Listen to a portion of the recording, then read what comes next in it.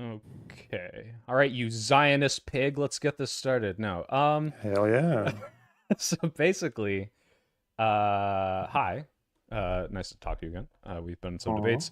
I got a lot of flack for my Israel comments. I am self-admittedly uneducated on the topic. I've read a couple books. I've, done basic, not much research into it, and curious to see as the well-read person what you can tell me, whether or not you can change my opinions on some things, or if we can just talk about stuff. So basically I figured I'd just like Joe Rogan you and just be like, what's going on, like what is this, what are they doing? And yeah. um Well, you said you'd read some books. Like which ones? More than one? Or- I've read like two or three, but the one I can remember is the 100 Years War in Palestine. I read that like a Mhm. year or two ago, but it's been a while since I read the Rashid other two. Khalidi. Yeah. Yeah. Okay. um Cool. but Well, I yeah. was gonna say if you've read one book on the topic, you probably know more than like 99% of people who are talking about it. So that's But cool. like my takeaway from that book was like nothing about my priors or my like overall knowledge of it has changed. Like I have more background and I understand like, oh, this is this the year this happened, and oh that was Hmm. worse than I thought it was. But like basically, like, just to sum up my position on it, growing up I always knew there was a conflict. I always knew it was because they, there's a established Israel in the 40s. This is a bunch of, conflicts are happening over the land and who deserves it and who's killing who. And I thought it was just always a big clusterfuck. Like that's always just kind of how I viewed it. It's not a um something I had like a strong moral position on, but just like, wow, like Hmm. that's a fucked up thing in the Middle East that's happening. And since then, obviously it's blown up post October 7th. Um, and now I'm like, okay, it seems to me that Israel's actions in the West Bank and the Gaza Strip are like over the line of what I would consider justified and like, oh, self defense, self determination, or whatever they're doing. And something should be done, but I don't know the prescription of what needs to be done. But that's like the rough, very layman understanding that I have of the whole situation. Okay. Um, so there are probably going to be things I'm going to want to ask you throughout, but like I guess you said you wanted to start by asking me some questions. So Yeah, I've got like yeah, a whole what bunch in of particular questions. is on your mind? Yeah. And I don't know, like, I don't know, like, if you want to restructure this, feel free. But basically, like, one of the big things for me is people like to use this topic or this point that there is a contingency of people in Palestine, or just in the Middle East in general, that like hate Israel, that hate Jewish people, and if you were to like integrate a large portion of this population, this would cause the destruction through like mass, you know, overthrow of the democracy, aka a majority of the voters would be anti-Jewish people in general, and therefore there's no way to perpetually have Israel as its own state, as a Jewish state, without ethnically cleansing people or like racial quotas. And my question for you is like, is this true? If it is true, does that justify the, racial quotas, and is there a solution to that? Okay. So I guess the first one you made was that like there's the belief that integrate that Palestinians are there's too many of them are too predisposed against Jews and Israelis that if they became like a sizable voting bloc, they would just fuck the Jewish population, basically. Is that Yeah. the first thing you said? Yeah. Yeah. Okay. Do you believe that? I'm open to the idea that there's just like a large contingent of people in the Middle East that are like, I, hate Israel and I hate Jewish people. Like this is just very clear to me based on like the Hmm. polls that I've seen. Whether or not that's like a anti-Semitic thing or just like, hey, this country has been, blowing up my family or my ancestors for decades. Like it's kind of irrelevant to me. Like clearly there is an animosity there. Yeah. So like if you were to show me thing, it was like if the Hamas charter is like, oh, we want to eradicate Israel, it's like, yeah, like that checks out. I believe that to be the case. I think they've since changed it since then. But like even if, I mean, there's two parts of this. It's like even if this were true, I don't know if that necessarily justifies the ethnic cleansing stuff or the racial quota stuff. But Hmm. yeah, I guess tackle it in two parts. I mean, is it true? And if it is true, then what? Okay. Well, I guess so. to this day, I think the most popular movement in Palestine is still Hamas. Like between West Bank and Gaza, Hamas are still would blow out any election if they. I think if Barghouti came out of jail, the guy who's from the opposition group to Fatah to Hamas would probably win a presidential. But as far as parties go, Hamas is still the most popular. So yeah, like I think it Do they probably have is majority quite. support? Just on that note, if I remember correctly, they're not actually that popular like within the Palestinian um, So in the Palestinian. West Bank, they are by far the most popular party over Fatah. Yeah. In Gaza, they're actually a bit less popular than they are in the West Bank, ironically. Yeah. Um, Yeah, but I'm seeing yeah, as like far as 40 I to know, they still have. 50% support or something like that. That close. Yeah, because like what you'll see is even if you see like 40, 50, then you'll see Fatah getting something like, well, between like 15, 20, 30, and then it's like then there's a bigger chunk that's just like undecided or, Sure. yeah, It's like some or people view neither. this as the Yeah. best option, but a majority don't support any group, I think, in the West Bank or Gaza. I think in the West Bank, Hamas are definitely the most popular. I don't know if it's plurality or majority. That does I- I'm fluctuate seeing a like, yeah, lot. 40, a same, similar, like 40, 50-ish, like somewhere between that and the different things I just Googled. Again, this is all like layman. I'm just Googling random stuff. But Yeah, yeah, yeah. yeah, But in any case, I think what's again like with polling, I think the better thing to look at for that particular question, because that's about the question of like, should they all integrate into one country? The better response to that one, I think, is Palestinians don't want it. mm, If you look at polling, there's usually three options that are given by PSR, like probably the most reliable pollsters in that region. And they'll ask them, do you want like one state with equality, one state without equality, or two states? mhm, And the one state with equality for both groups is always bottom for both Israelis and Palestinians. Neither of them want it. Like I think the highest I ever saw for like a democratic one state solution when it's side by side with an undemocratic one, I think is maybe like 15, 20%. But yeah, like this whole binational one state solution that people talk about with equal rights for Arabs and Jews, like the only people who talk about that with any sense of like realism or optimism are like Westerners. Like okay, in the region, there's no popular leader who's backing this on either side. There's no party that's backing it. There's no broad movement. Like it doesn't have any sway in that region. It's like they're either all or nothing or two states. Yeah, that's kind of how okay. that goes. And then what's like the Um, primary opposition then to this two states? Because that does kind of throw away the like whole voting scare part, right? the opposition to two states now, I guess, comes from there's it's a bit that's a bit more complicated. So with Palestinians, they're and pollsters don't ask this for some reason. I think they should. Um, is that you said that earlier that Hamas updated their charter, right? I've heard They this, never yeah. actually, yeah. So they never actually updated their charter. They published a new document with a different name, and one leader said that, yeah, we're more like anti-Zionist than anti-Jew now, right? Like that was basically, but like the language in it shifts a lot more away from the religious anti-Semitic thing to the more anti-Zionist narrative, but the charter never actually formally replaced the old one. The old one is still there. Like there's never been any like Hamas vote or anything like that, or any like Hamas leadership official decision to remove the old charter. And that's done for a good reason, because in Arabic, like the more hardline Hamas leaders, when that happened, had to reassure their supporters that the charter had not changed, that it hadn't actually been removed. So that was like, to me, that was more of a PR statement. But even if you take it on face value, even if you believe the new charter doesn't say two-state solution. It says 67 borders, which is different. It says Mhm. two states for as but like two states, but we don't recognize Israel and we don't have to give Israel anything. As in like they're just saying Israel should unilaterally give us our state, but we don't give up our aspiration for all of the rest of it. So Hamas's position since 2017 and a little bit before that was to say we are going to say that we expect, they don't actually expect it, but we're going to say that we want Israel to just give us our state, for them all to leave the West Bank and Gaza, and we will just use that new state to try and get the rest back later.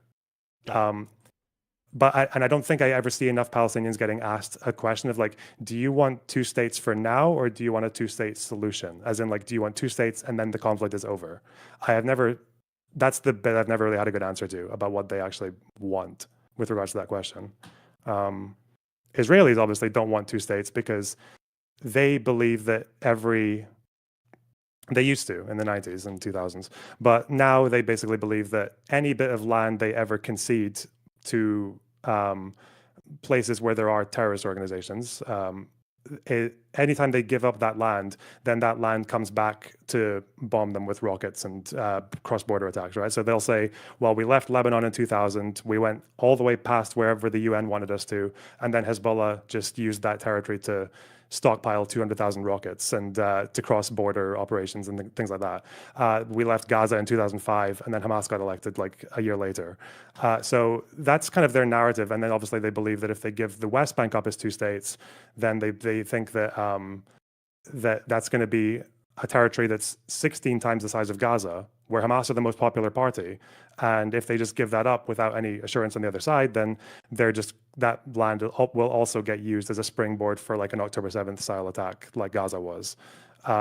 So that's kind of why both groups reject it. But as far as changing that, like I think two states is the only way. Like there's no other way you can solve that conflict without Palestinians having their own sovereignty in their area and Israelis having theirs. They cannot live together, not for 100 years at least. If they want to, they can, but they don't want to.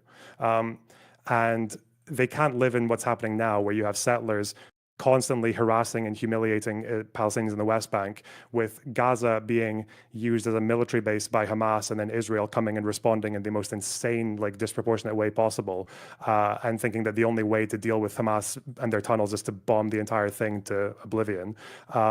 Like, you can't have, it's unsustainable. Like, you need to have them, there needs to be a two-state solution for both groups. I'd even argue that the settlement expansion is actually suicidal on Israel's part as well, because if they keep expanding into the West Bank, then you're kind of just asking for a situation where settlers become so embedded and so unmovable that Palestinians aren't going anywhere. They're still going to be there. And now Israel's in a position where settlers are living there for 1, 2, 3 generations. They're eventually going to get incorporated into Israel. They're going to get annexed. But then if you're annexing territory that also has Palestinians there, you have a choice. You're going to have to either give them voting rights and make them citizens, or you have them as citizens without voting rights, which means you actually become a de jure apartheid state, which will destroy Israel like on the world stage completely. So yeah, there needs to be two states. And I think the problem with when it comes to international pressure is that there are reasons that both groups actually need to be pushed into this position. I think with Palestinians, there's just been way too much of a tendency of rejectionism, too much of a unwillingness to commit to a final decision on two states like they did in the 2000s. There's too much of a belief that Israel is a temporary thing, like a temporary blotch on the Middle East that will one day go away. And with Israelis, there's this idea that they believe the Palestinian statehood question is just an inconvenience that can be pushed on the back burner forever. That would be my summary of like how the conflict needs to end. I've never heard any better proposal. Okay. And so, but it sounds to me like, even though you clearly say this is what needs to happen in order to give both of these people self-determination, neither party is going to push seriously for this. Like, one party, Israel, says if we do this, we'll get bombed more. And the Gazans and the West Bankers are like, well, this is, an abdication of what is rightfully ours, and this won't happen. This is like still confining us. This is still unfair. So, like, is this even remotely possible, or is it just going to kind of exist in the way it already does now, perpetually? If because this goes back to like the view I had when I was like 12 and first learned about this, and it's like, when are these people ever going to agree on something? And it seems like never. Okay, so yeah, if what you're saying is what's more likely, obviously what's more likely is the status quo just continues until Palestine as a state is physically impossible. Like, that's unfortunately the most likely scenario. But yeah, what I'm saying might be quote unquote impossible. It's more possible than anything else. It's the only thing that the two groups have ever come close to. They came close to two states once. Like, it was a few decisions away, either at Camp David or at Taba, that could have possibly done it. And the Israelis wanted it. They voted for it. The Palestinians voted for it at that point. I think it has to happen one way or the other. And as far as Western, like, it depends on which government is doing what, though, right? Like, the Western governments, I think, have been too soft on Netanyahu in his positioning. Obviously, Donald Trump is a green light. Biden, I think, on his way out after October 7th, was starting to make moves that were more aggressive towards Netanyahu. He was starting to sanction settlers, which had never been done before. He was withholding arms shipments in the middle of a war, which America hadn't done for a good while. There was more opportunity, I think, to had a Democrat stayed, I think you might start to see withholding of economic aid and economic projects that might, like, quite similar to what Bush Senior did in the 90s. But again, like, yeah, it doesn't seem that likely, but it's literally the only way. There's no other way around it. Like, Well, when you say it's it's either not that that likely, or it's like no one in power seems to be taking these proposals seriously. No American government like has, in my view, gotten close to pushing for this. So not just like it's unlikely. It seems like this is just never going to happen. Like it almost seems inevitable that one of these groups is just going to like wipe out the other one until there is no other side of an argument and they get their way, right? Like unless some like what would need to happen for that push for a two state to like to go forward? Like is there even anything remotely close? yeah, I think so. I think two things need to happen. There have been things close in the past. I would say with Clinton and the Clinton parameters, and even with Olmert, things. Yeah, I think they've been close, and they voted for it as well. The Israelis voted for someone who ran, like Ehud Barak, who ran on two states for Israel and Palestine, on like finishing the conflict. Hmm. Palestinians voted for Arafat, who had signed the Oslo Accords, which was leading towards two states. So we know that they've wanted this in the past. I think two things need to change broadly. Israel on that side needs to change in the sense that, well, obviously the country needs to change internally. Like they can't keep following this Netanyahu like status quo settlement expansion idea that they can just forget that Palestinians are people with aspirations for statehood and everything like forever. Western powers can change in the sense that they can, I think they should remain allies with Israel, but as allies, they should be willing to draw lines and to say, like, for example, the Abraham Accords and how peace with the Arab nations came at the cost of completely ignoring the Palestinian issue. I think European powers should be able to uh, keep their positions, their allyship with Israel, but whilst also being very clear that there needs to be some appetite for like progressing towards a solution, if not even like stopping settlements. And there should be repercussions for not doing that. There should be things like if you're going to pass this law which expands the Israeli civil judiciary into the West Bank to places it hadn't been before, then it's like, okay, well, then you're going to lose like $1 billion off of your budget. Then fuck you. Like that needs to happen much more clearly and much more like you do this, you lose that. You Okay. don't do this, you keep that. That needs to be very clear. Well, so On the this kind of Palestinian leads side, into like, yeah. well, this kind of leads into more of the questions I had. I mean, like, so like, what are your strongest criticisms, is like of Israel, maybe as a state, of the current government? And it seems like you already kind of have these like prescriptions of what needs to be done. But yeah, like, what are the worst things that they are doing, and why they are preventing some sort of solution from being reached? Um, Mainly in the sense that like Israeli right wingers are so good at exploiting fear and like dread. Like so every time that rockets go over, or every time there's a terrorist attack, or every time people are just even made aware that Hezbollah exists across the border or that like Hamas is across the border, they will. And every time a Western power goes against them, they will exploit that. They will tell their people that yes, look, we are Jews. We are still Jews. Everyone hates us. So, like that's never going to change. We're never going to find sanctuary anywhere else in the world. The only way to survive in this neighborhood is to be as strong and aggressive as possible. We need to let people know that if they fire one shot at us, we'll fire 8,000 at them. Like that's basically their position. And it's based on the principle called the Iron Wall from like the 20s. That's the idea that if they just assert themselves with dominance, then eventually people will get fed up of fighting them and accept their existence and realize that fighting them is not worth it. That works with countries. It worked with Egypt. It worked with Jordan. It might be working with Lebanon right now. They've had talks for the first time in 30 years, but it's not going to work with Palestine because they don't have a country. Like they have nothing to lose really in that Yeah, I regard. was going to say that's So like the distinguishing factors. Like they yeah. don't exist with like a day to day life of freedom and self determination that like yeah Lebanon or Egypt does, right? So like while they can say, all right, maybe we're upset with this country and their actions here, like there is some tacit peace between them if we just kind of leave them alone, whereas the other one is occupied or they can't leave, or there's some other circumstances that say like yeah, like what do I have to lose by continuing this fight, right?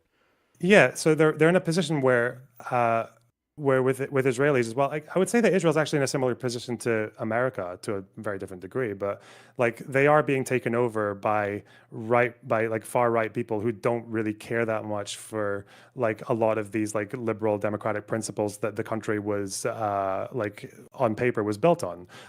Like even the IDF and all their practices in Gaza, like believe it or not, like the IDF still has like a code of conduct. They still have lawyers and they still have like people who will train their soldiers and their officers, and they'll teach each other about like Israeli massacres from the past, like where Israelis committed war crimes, like in the 48 War, and they'll say like this is why you should always disobey an illegal order. This is what an illegal order is. This is why we don't do this. Like they teach these things, but then they appoint a bunch of like division commanders and people who are in charge of hundreds or thousands of soldiers, and they'll just appoint people who ignore them, right? They'll appoint Yeah. people who ignore these rules, and the government won't prosecute anyone with these rules.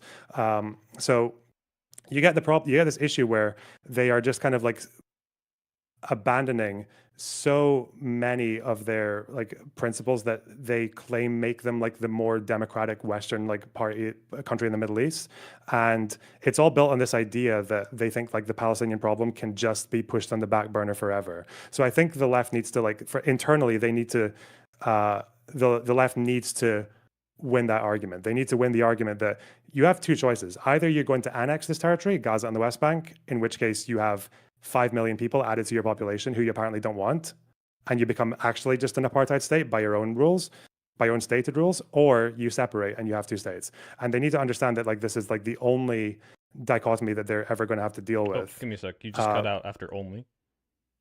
This is the only like choice that they're ever going to have. It's status quo can only last until like one or the other becomes inevitable. Like either they annex all of it and then have to become an actual apartheid state, top to bottom, or they have to separate. You say Um, actual apartheid, like people accuse it of being one. Do you think it like doesn't qualify as one, and why not? I guess. I mean, right now it's a military occupation of like the West Bank and I guess now like Gaza. That's what it is. So like a military occupation. You don't expect military occupations to have like equal rules for everyone. You could say the practices are very apartheid-like they look very apartheid and they feel like apartheid. But an apartheid state would be like there's a reason that Israel proper has very different rules for Palestinians than the West Bank does, right? Palestinians who live in Israel can vote, they can get an education, they have affirmative action programs, they have the government sometimes giving them extra money for some things. The West Bank is not Israel proper though. It's not annexed by Israel.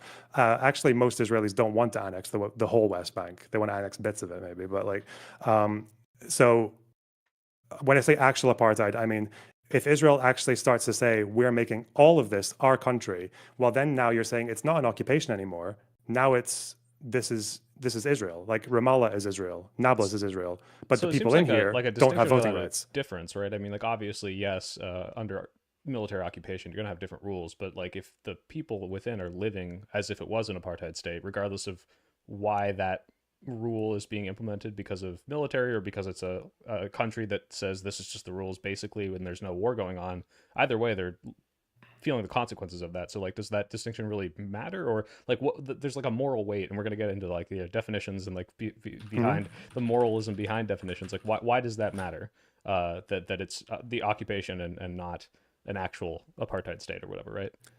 I think it matters because Israel always tries to deny being an apartheid state. But if they annex the West Bank, like you said, I mean, yeah, for Palestinians, not much would change.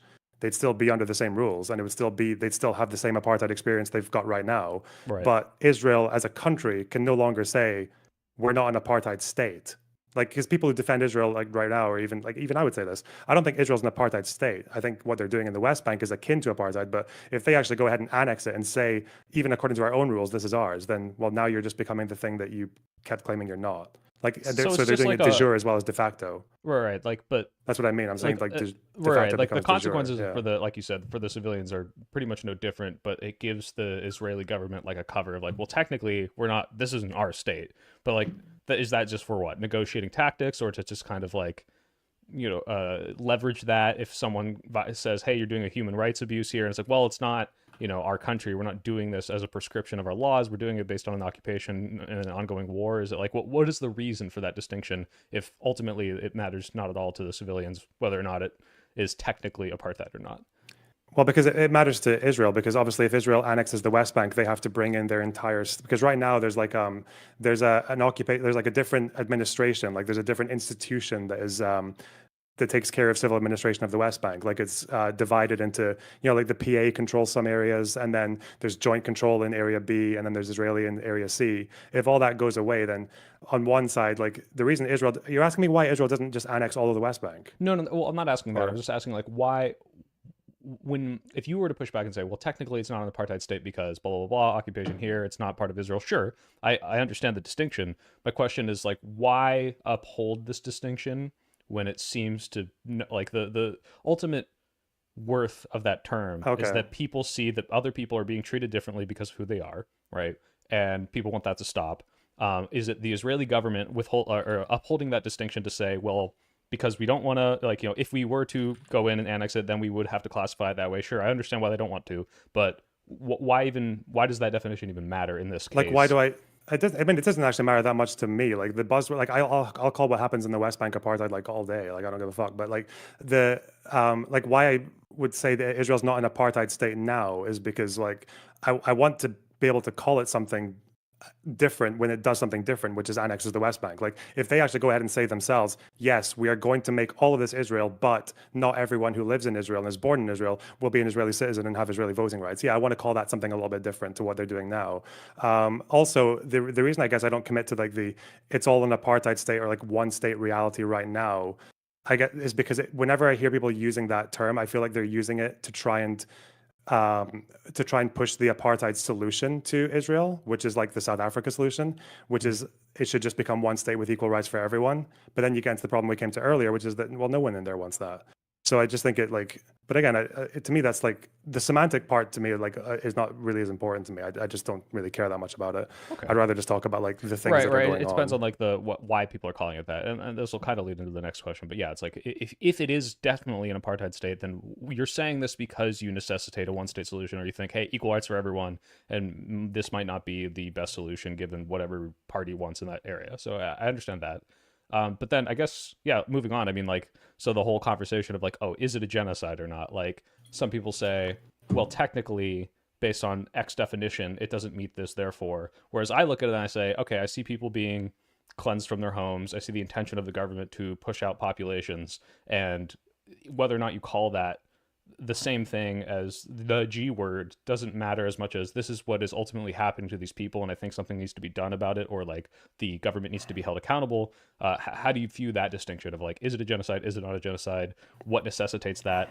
Like, if it's not, why? Well, there's a million questions. Like, why is that in conflict with these organizations? Like, so maybe get into that a little bit. Okay, so broadly speaking, genocide is a legal term that has been practiced very little in international law. There's not that much legal precedent. There's a very specific definition. I, I honestly like.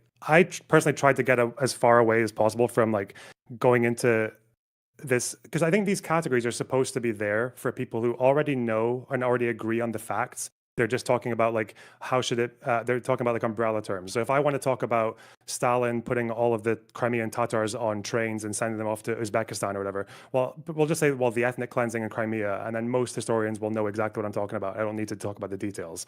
When people say the genocide in Gaza, I don't know if they're talking about like what they've read in the ICJ. I don't know if they're talking about some meme that they saw on fucking Twitter that says the death toll is actually 600,000. I don't know what factual basis they're drawing that on.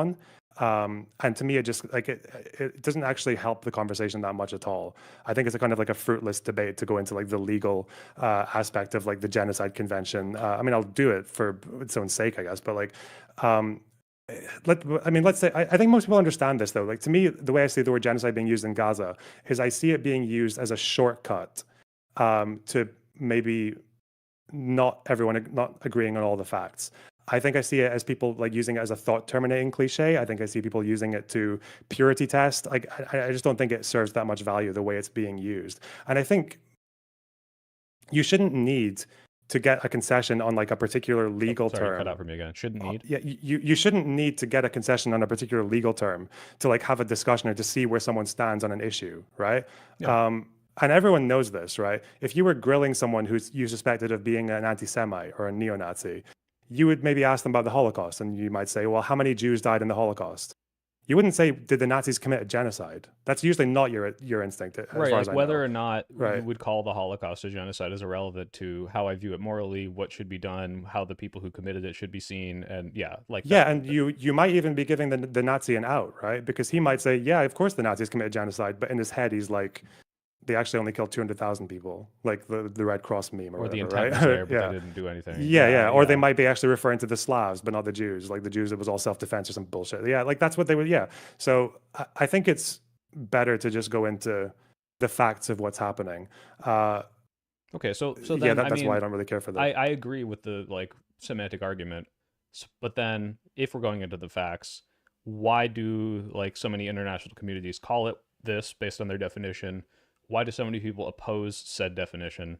And yeah, like how did the prescriptions change based on whether or not they are right to call it that? To me, most of it comes down to just factual disagreements and the way data is collected in the middle of a war where information deficits are quite big. I mean, if you want to go into like specific UN reports or different logging, but like I think with a lot of what's happened in the war, although again, I'll say a million times that I think like systematic war crimes is at least what Israel's done in Gaza, like not just oopsies and bad apples, but actually like the government's allowed war crimes to happen from the top down and not cared about it or even welcomed it. But making the genocide argument, like a lot of the factual basis that a lot of these reports are sort of like backing themselves up with, to me, I just think some of it has fallen short. So like I can go into some details. Like I think with the way that the aid situation was described and the famine situation was reported by UN organizations or by the IPC, I think they were just quite flawed and they didn't seem to hold up to the same standards that they have for other conflicts. I think the way that that certain statements were interpreted by Israeli politicians didn't really add up, and I think disputes about death tolls and like who actually makes up the death toll. Like to this day, I don't think we have any consensus on how many of those 70,000 were Hamas visors. No one said, right? I think the IDF said they believe it's like 20, 25,000 or 30,000, which would mean like well, just a bit under 30, 40%, which would be like there are lots of urban wars where that's happened. But Hamas haven't said how many militants they've lost, and the human rights organizations haven't even, as far as I know, they haven't even commented much on that Right, and it's part. hard to also So just get an accurate number because it's not like everyone is wearing a uniform. You've got yeah, essentially exactly. a Yeah. entire area of square footage of rubble that is like, all right, like how are you even able to collect data from this? There's no, you can just kind of look at like who used to live here and who's not alive anymore, and then try from there. I guess yeah, it's not exactly a hard science. So I Oh, understand and the ambiguity there. especially given the fact that like Hamas, I don't know if you know this, but like Hamas in the past conflicts in 2014, for example, they literally issued out public statements telling their members not to report dead militants. Like, don't say anything if a soldier has died. If anyone asks, like a human rights org or whatever calls you and asks you if someone died in this house, you always put them as an innocent citizen, an innocent civilian, Okay. unconditionally. So they have an incentive to hide their dead, obviously, because they Well, reap on the all of the same side, I mean, the rewards in the IDF has propaganda an war, incentive right? to downplay civilian casualties, of course, right? Like, Yeah, of course they do. Yeah. yeah. So and they also have an incentive. I mean, they also have a very a broader understanding of what's a soldier than I think most NATO countries do. Hmm. But yeah, so Yeah, that's it one of makes like it quite a makes it few more examples of ambiguous and where more there's messy. issues with But that. then like what, yeah, what are the facts that the I don't know, the international communities that have formed these opinions based on? And are they faulty bases, or they're based on more ambiguity, or do they use a different definition of like a genocide? Or yeah. Amnesty did have a bit in their report where they are contesting like understood definitions of genocide. I think there was also some scandal with them more recently where they withheld their October 7th report on Hamas's attacks because of its political implications, which I think is a very strange thing for a human rights org to be doing. But I'll give you one example because like the war claims specifically there's a lot of them. I'll give you one specific example. I don't know if you ever heard this claim that pre October 7th, there used to be 500 trucks going into Gaza of aid. I've probably heard like the vague claims, yeah, but Okay. yeah, not the specifics.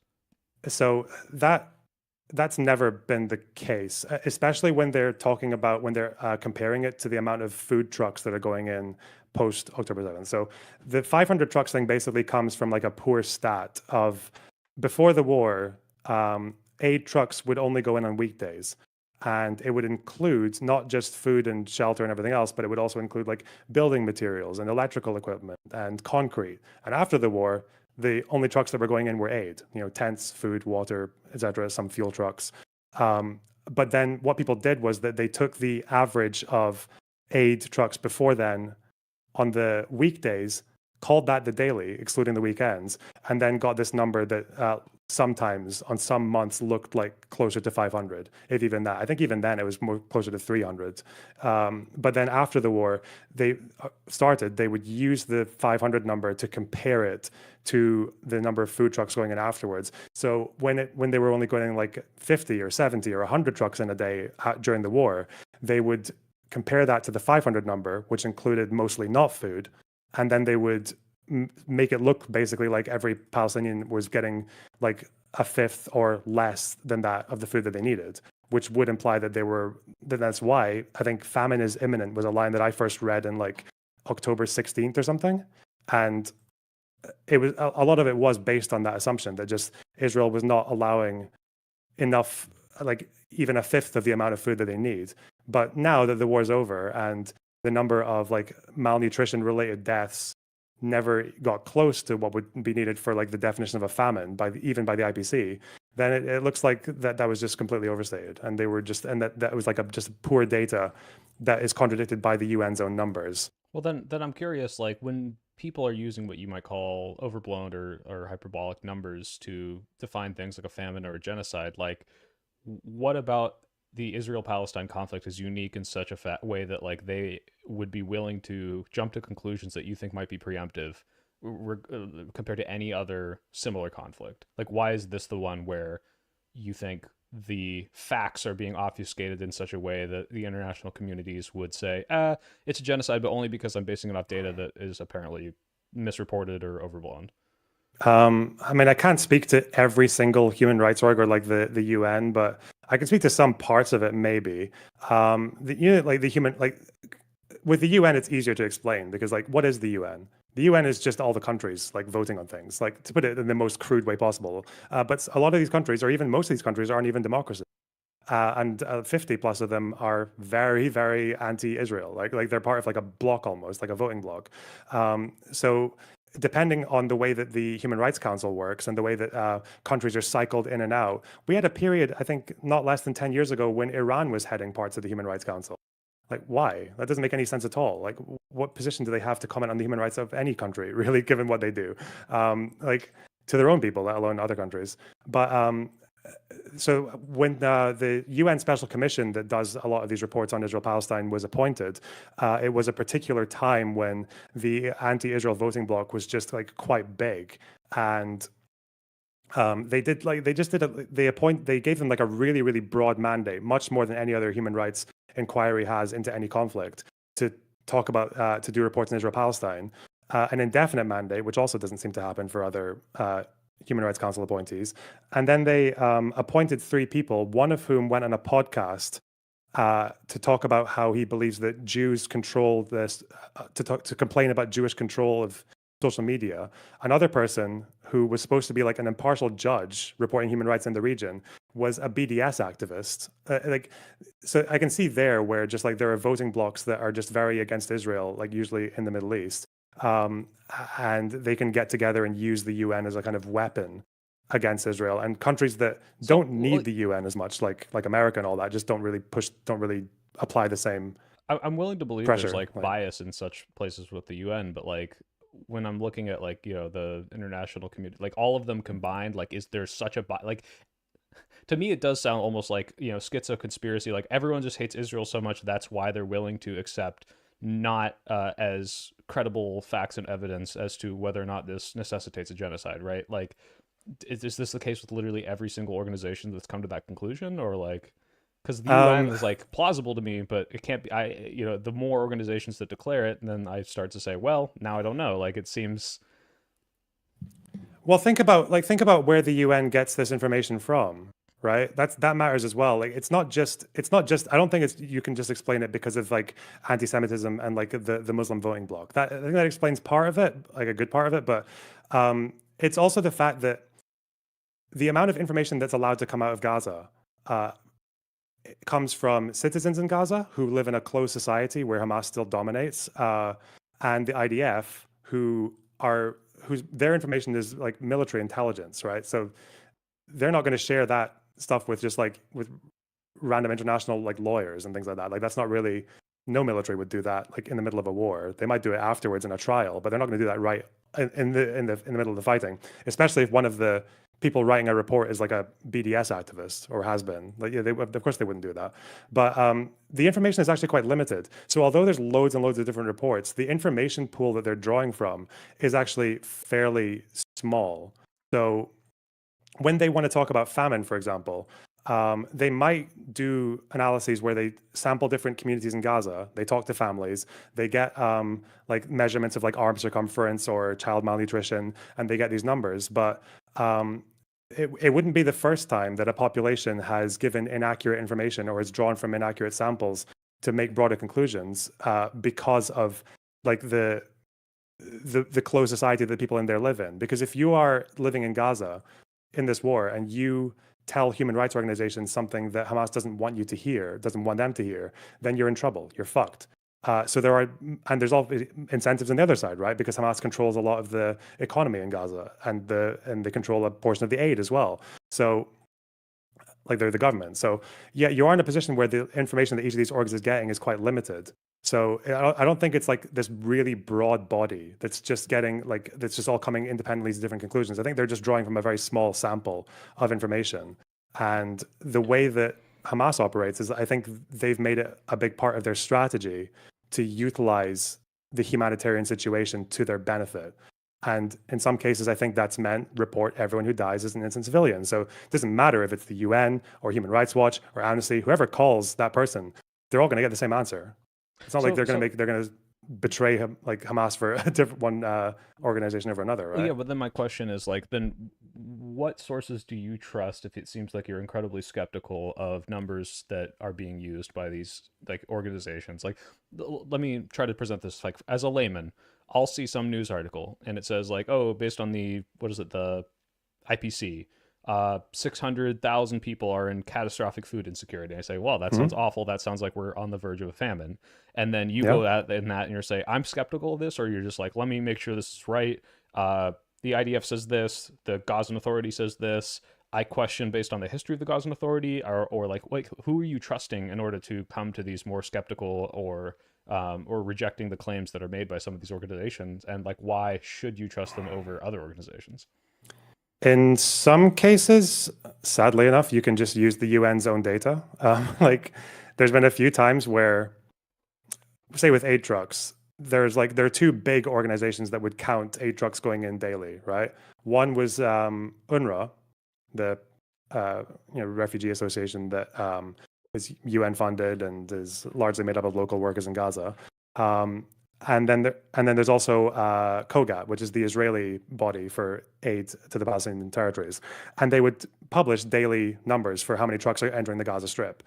UNRWA's numbers were lower for a good long period. They were much lower than COGAT's. So COGAT would say 120 trucks went in today. UNRWA would say 30 or 40. And UN bodies, because UNRWA is the UN, or Amnesty or wherever else, would say that they would use UNRWA's numbers. But I only need to look at UNRWA's own website to this day, which says we are only accounting for ones where our workers are able to log the trucks. We do not talk for every single truck that goes into Gaza. Our numbers are incomplete and they will update in the future when we get more data. So UNRWA admits that their data is incomplete. COGAT is the Israeli side. So they're literally, and Israel's the one that approves trucks going in to the Gaza. So like they're the ones who would have the full numbers and UNRWA were not. And so I see this, like, I can even show you if you want, but like there's an Amnesty graph in their report on the genocide where they show you the discrepancy between UNRWA and COGAT. And UNRWA have much lower numbers of monthly trucks going in than COGAT. But then if you look at UNRWA's website today, now that it's been retroactively updated, they're back up to numbers that are closer to COGAT's. So there's a thing going on where UNRWA will like and you can have that situation happening even when no one's being biased, right? UNRWA will just be able to count less trucks because they are only a portion of the aid distributors in Gaza. So they put that number out. They're a UN org, so people believe them and say that's like the best number we should use for truck numbers. We're not going to trust like just one state over another, Israel over Hamas. So they'll put that number out, but then the report goes out, the outrage comes in, the newspaper headlines come in, and then a month later, UNRWA gets more data. They update their data page, and it actually turns out that COGAT's numbers were more or less correct, or maybe a bit higher than UNRWA's at the end, but still closer. And then, but then that's it. The damage is done. Then we just move on to the next cycle and the next one. This happened for like a year and a half or 2 years. That's one, again, that's like one example. There's plenty of other ones, but, and I can give you sources if you don't believe anything I'm saying, obviously. I guess there's like, to back up, because we keep getting into specifics that I can't verify. I'm not saying you're lying to me, by the way. I'm just saying like clearly there is what I'm hearing is there are more uncertainties than are otherwise being portrayed by some of these communities. But again, as a layman, when I look at this and I say, okay, I hear the statements from the government that shows that Israel has an intention to wipe these people off of this land, regardless of whether or not that's like, literally killing all of them. Like, you'd agree that if every Palestinian moved to like Libya tomorrow, like Israel would follow them and kill them, right? Like, even if that was like, somehow internationally viable, like that's not what they want. They don't want to literally kill every single Palestinian. It's, I want these people not to exist on the land that we feel is rightfully ours, and we want to do everything we can to acquire that, right? Does Israel believe that Gaza is rightfully theirs? That's my understanding, unless you have a correction. Religiously, that's almost definitely not the case. As far as I know, there's at the very least like some Talmudic or whatever maps will include Gaza and other ones won't. No, I don't think Israel wants to own Gaza. I don't think they actually care for that so much. So obviously the extremists do, but as a majority, no. Well, when you say the extremists do, the people making decisions, not the government. No, I don't. No, parts of the government. I think maybe Ben Gvir and Smotrich want it, but they are voting. They're like a block of two parties that make up like what 10% of the vote in Israel. But no, the majority of Israel doesn't want to own Gaza. They just want Gaza to not be a threat to them anymore. That's like the general opinion in Israel. Obviously, some believe that they can achieve that by getting them all to run away. But I think the more realistic ones, and I think Netanyahu is probably more realistic than his counterparts in this sense. I think they know it's just not going to happen. They'll talk about Libya or like whatever African country they spoke about, but at the end of the day, I think they're aware that you're not getting 2 million people to leave Gaza. I think maybe 100,000 have left in the last 2 years, if even that, and that was to go to Egypt, and they paid to go there. Like Egypt charged them extortionate fees, and they had, as I think a lot of them had family there, and they were, a lot of them were people were saying that they were planning on leaving anyway. Like, so yeah, there's not. Yeah, Israel, like they left Gaza in 2005. Like they pulled their settlers out of Gaza. They didn't pull their settlers all the way out of the West Bank, because the West Bank is where a lot of the religious like holy sites and all that shit are, where they call it Judea, Samaria, and all that. But Gaza is less important to them as like territory ideologically. Maybe I kind of focus on like a too specific a claim of they want this land. Obviously, they want the people there to not be there so that the violence stops in their eyes, right? So whether or not that means, Gaza is part of Israel proper and we have always deserved it, is kind of different from the question of, do we want to kick these people off this land so that rocket attacks stop, or that Hamas doesn't have so much territory right next to us? Like I guess that's kind of not as important as whether or not they really want the land there. It appears to be like, we want to clear this place off. Whether or not we achieve that through war, whether or not we achieve that through financial means, whether or not we achieve that through settlements, like that's the intention, though, right? When you say that's the intention, are you saying that like the government is like pursuing this seriously? Like they're sitting there thinking, okay, how do we get 2 million people out of Gaza? Or are you thinking it's like, especially ever since Trump got in office, it seems to me that like the major plans and what he's kind of greenlighting is like this complete transformation of what is like the Trump Gaza, right? Like yeah, but at the end of the day, maybe something changed. Didn't that ultimate Gaza peace plan that Trump put forward, which I hate, by the way, but like, didn't that plan rule out ethnic cleansing of Gaza? I'm not sure to the extent of which it ruled it out. It seemed to be that there's a lot of displacement happening and not a lot of opportunity. Wait, when you say displacement, the displacement's happening within Gaza, right? My understanding was they're being kicked out of Gaza. But again, it's been like a year and a half since I read it, though. No, I don't. So the people who have left Gaza since October 7th, I think it was about 100,000 of them, very early in the war, went to Egypt. and they were being charged, but they paid to go to Egypt. Like they went through the Rafah crossing, and Egypt charged them like really like scummy extortionate fees to let them out, and then they closed it. No, I don't think I don't think like Israel's been kicking people out of Gaza No, I don't even know if they unless you have been. count The like the question is bombing like what campaign the doing it. plan Yeah. was. No, the only plan I saw come up was and how much of a plan it was, because like you get this weird dynamic where Netanyahu will say that we spoke to Libya about them absorbing this many people or whatever, but then Libya will say, oh yeah, we never said anything. What are you talking about? So yeah, but then I don't know. Like, are we seriously thinking that? Like, I would be quite surprised. Maybe I'm wrong. I don't think it's impossible, but like, I would be quite surprised if you at any point in the next 5-10 years started to see like Libyan boats pulling like hundreds of thousands of people out of Gaza, and like Israel signing off on this. Um, as far as the displacements that have happened in Gaza, mostly the displacement has been like almost all of it's been internal, as in like they bombed the north, they sent people south, then they bombed the south, sending people north, and now they've gone like they've started occupying the eastern half of Gaza, and they've pushed people west. But as far as like any serious plan to think that 2 million or even anything close to them are going to leave the Gaza Strip for good, I don't think that's being pursued as like serious policy right now. Um, Okay, well then, if Unless that's you the think something case, I'm my not aware question. of. Well, no. Again, like I'm the least well read on this. Seems to be what I'm hearing and seeing from various headlines and articles I read. But like, let's say this blows over and there's some sort of like not reconciliation, but like, all right, the ceasefire exists to an extent, and we go to pre-October 7th conditions. What does Gaza look like then, if that's the case? Are you asking me what I think is going to happen or what should happen? Based on what you've just said of like what Israel's intentions are, what do you think is going to happen?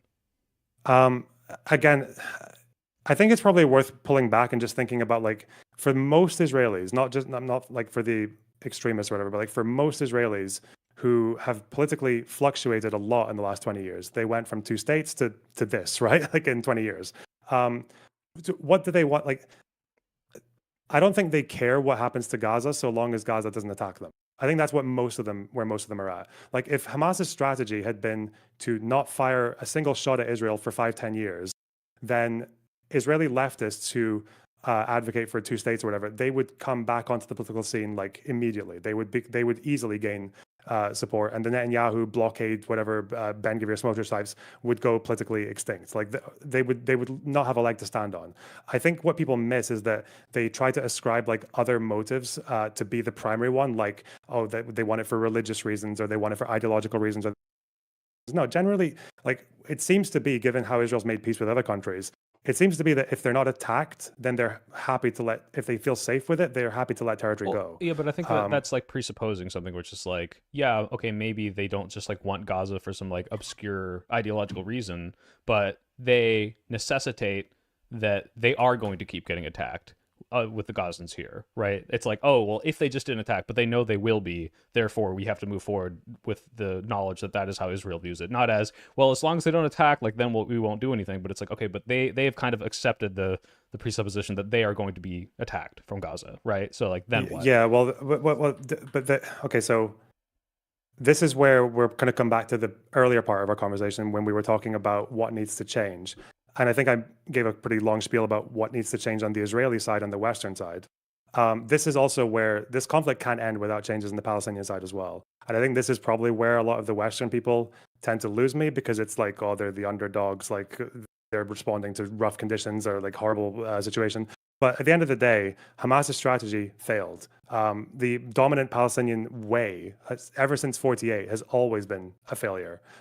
They've like every time they've tried like these strategies of like armed resistance, it's always been a failure. Every time they've struggled to distinguish between whether or not they want a state in the 67 borders and to recognize Israel, or whether or not they want to fight for all of it, where they want their attacks to be against settlers or against Israeli citizens in Israel proper. Like this is where the Palestinian side needs to change as well, and where their supporters need to change, because I don't think this conflict can end with just the Israeli side having their minds shifted towards two states. You're going to also need to change the consensus, at least amongst some of the backers of Hamas, whether it's like Turkey or Qatar, or within Hamas, or within Western supporters who Hamas also pays attention to.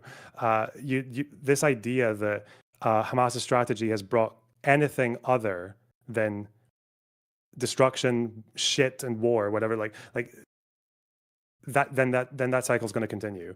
If Israel elects the most left-wing government on earth that they've ever had tomorrow, but Hamas are still in Gaza, and Hamas still gets control over Gaza and still has a level of freedom of governance in Gaza, they're going to attack again. And every Israeli right-winger is going to come back out and say, hey, we told you so, you left-wing fucking soy lib fucks.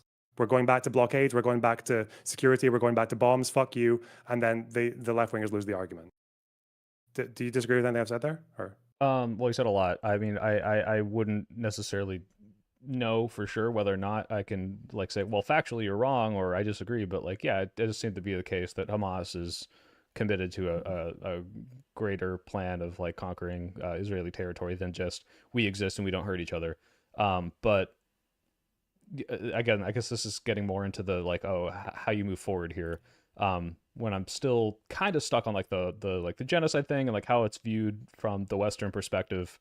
Like the whole reason I wanted to have this conversation was I hear all these points from the international communities, from the pro-Palestinian side, and it seems to be the case that what Israel is doing is unjustified. And when I talk to people, even people that were more amicable toward Israel, like post October 7th, like immediately, even now they'll say, well, Israel's gone too far, XYZ reasons. The Netanyahu government is so right-wing and crazy, and they need to be displaced or voted out. And so when I say, okay, like, is it a genocide? And you say like, well, I'm not sure I can trust, these sort of numbers, or these things are obfuscated or overblown. Okay, let's say that's the case. What then is what is Israel doing that isn't proper? I mean, like there isn't what? Sorry, you cut out there.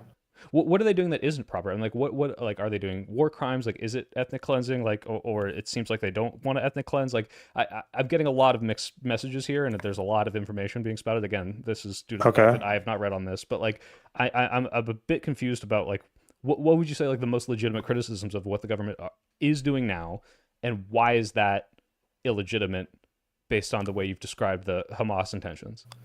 Okay, sorry if I'm repeating myself, but I'll just the list of things that that Israel's done that's not proper. I'm asking a lot. That's okay. That's okay. That's fine. So things they've done that are like the legitimate criticisms. One is that they again, it's a right-wing government, very similar, like akin to Trump's one. Like Pete Hegseth, that kind of thing. Yeah. That mindset of that like rules of war are gay and retarded, like those kind of, that is very, very popular in like the upper echelons of like Israeli society, and it's spread across the society as well. Like they voted for people who believe like that kind of shit. So the fact that they have like on paper, like in a classical sense, like you have IDF rules of conduct, which are pretty much like on paper in line with international law, but then you have division commanders, people who are in charge of like 10,000 soldiers, who are settlers, who are telling their soldiers to just go into an area and shoot whoever because they don't dress in uniform anyway, so just spray and pray like that, which is illegal. You're not supposed to do that, right? Or like when you hear about strike decisions being made where a NATO calculation might say that this target is worth like 5 or 10 civilians, it looks like the Israeli conduct is saying something like 30 or 40 or 50 per strike. Like there's a level of proportionality here that I don't think would ever be accepted by any NATO country. This is why Biden withheld a large arms shipment, right? So in that sense, the permissiveness as well, like I think in the whole history of Israel, and this was ages ago, the longest that I think an Israeli soldier has ever been given in jail for murdering a Palestinian, by their rules, murdered, was, I think it was 3 years, maybe even less. That's the longest an Israeli soldier has ever spent in jail for murdering a Palestinian. Of course, you're going to allow, and you got 3,000 soldiers, 300,000 soldiers operating at one time or another, a lot of them being like conscripts. Like you're going to, and you have that kind of incentive structure, of course people who want to commit crimes are going to commit crimes. And doing it at the upper levels as well is like really, really scary. And it's something that like any NATO or any Western ally shouldn't stand for. So what should be done about that? Again, like, I mean, I wish we had a Democrat in power, because Biden was president at a time when, for the first time, I think ever in American history, Democratic sympathy for Palestinians exceeded sympathy for Israelis. That never happened before. And that only increased throughout Biden's presidency. So he started doing things that American presidents have never done before, sanctioning settlers, even actually sanctioning part of, I think there was like one military unit in the West Bank that was behaving improperly, let's say, committing crimes against Palestinians, and they were disbanded by the. So like if Biden could have had more push there, and a second Democrat administration by someone to the left of Biden, like Kamala Harris, could have gone further with that, that would have been a very welcome thing. That should have happened. So As then, for the peace wait, plan in Gaza, give me a sec yeah. though, because based on some of the things you said, so say there are generals or politicians with command over tens of thousands of people that are prescribing things that to me sound like, essentially like the greatest atrocities that we've seen in history. Not like these are the specific ones, but like are akin to where it's like, hey, just go kill anyone, right? Um, at what point does that stop being like individualistic on, oh, well, this guy who's in charge of this many people did that and that's bad, versus it seems to me that there's a greater project within the government or the military to do these horrible things. And that's why so many organizations are calling it this like a genocide or an ethnic cleansing or like systemic war crimes, right?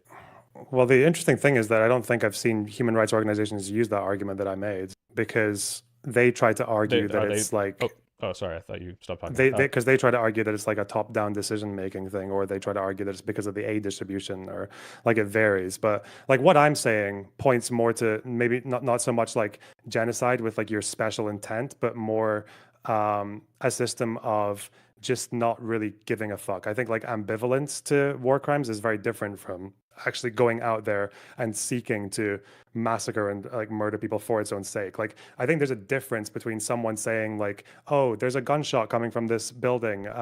We've got like, okay, well, blow up the building." Like I think there's a difference between that and saying and like genocides where civilians are rounded up, they're bound, and then they're just shot in the head when they're literally posing no threat at all. There's like one by one. I think Well, like cutting corners wait. in war and committing crimes is very different from that. Yeah, Yeah. I want to stop you there because that is interesting to me. It's like, yes, obviously, if you were to take something like, all right, where they're rounding up every Palestinian and just, killing all of them in a pit or somewhere, like this would be like the most unambiguous, like this is like as bad as the worst genocide we've ever documented in history. So clearly this is that.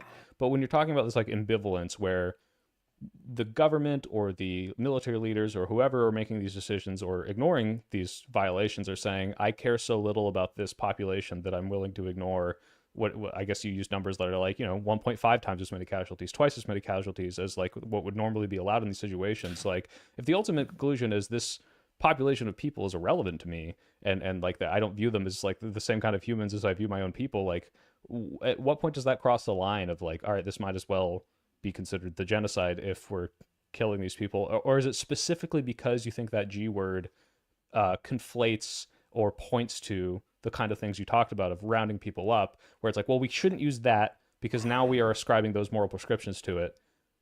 Can you make that distinction, or do you get what I'm asking? Yeah, but again, it's just a question of like it's a question of legality almost. Like it's the same way that we assess murder, right? Like murder by killing someone through negligence or killing someone out of passion or killing someone out of carelessness is different from killing someone with cold-blooded intent. We do this with crime all the time. Like intent matters, and since dolus specialis has been such a central feature of genocide case law forever, basically. Like, yeah, I think of course, why wouldn't you have that separation if that's kind of been a feature of the law for so long? Well, it's kind of like the same as like the apartheid thing we're saying, where it's like, to me, it doesn't. I guess maybe if there's some like international prescription that happens as soon as you say, oh, it's the G word has happened, it's genocide, we have to do this now. Okay, maybe that's when the dolus specialis comes in. But for me, it's like, okay, on one hand, I've got people rounding them up and shooting them into a ditch somewhere, and that's obviously terrible. And on the other hand, I have people bombing a building. Maybe there's a Hamas militant in it, and they know that 100 civilians are going to die when they do this because they don't care. They're apathetic to those deaths. Then it's like, well, ultimately, this is like a distinction without a difference. Like the utilitarian consequences, a bunch of civilians who don't need to die are dying because the people don't care that it's happening. Okay, Yeah. you keep saying distinction without a difference. I don't think you necessarily believe that.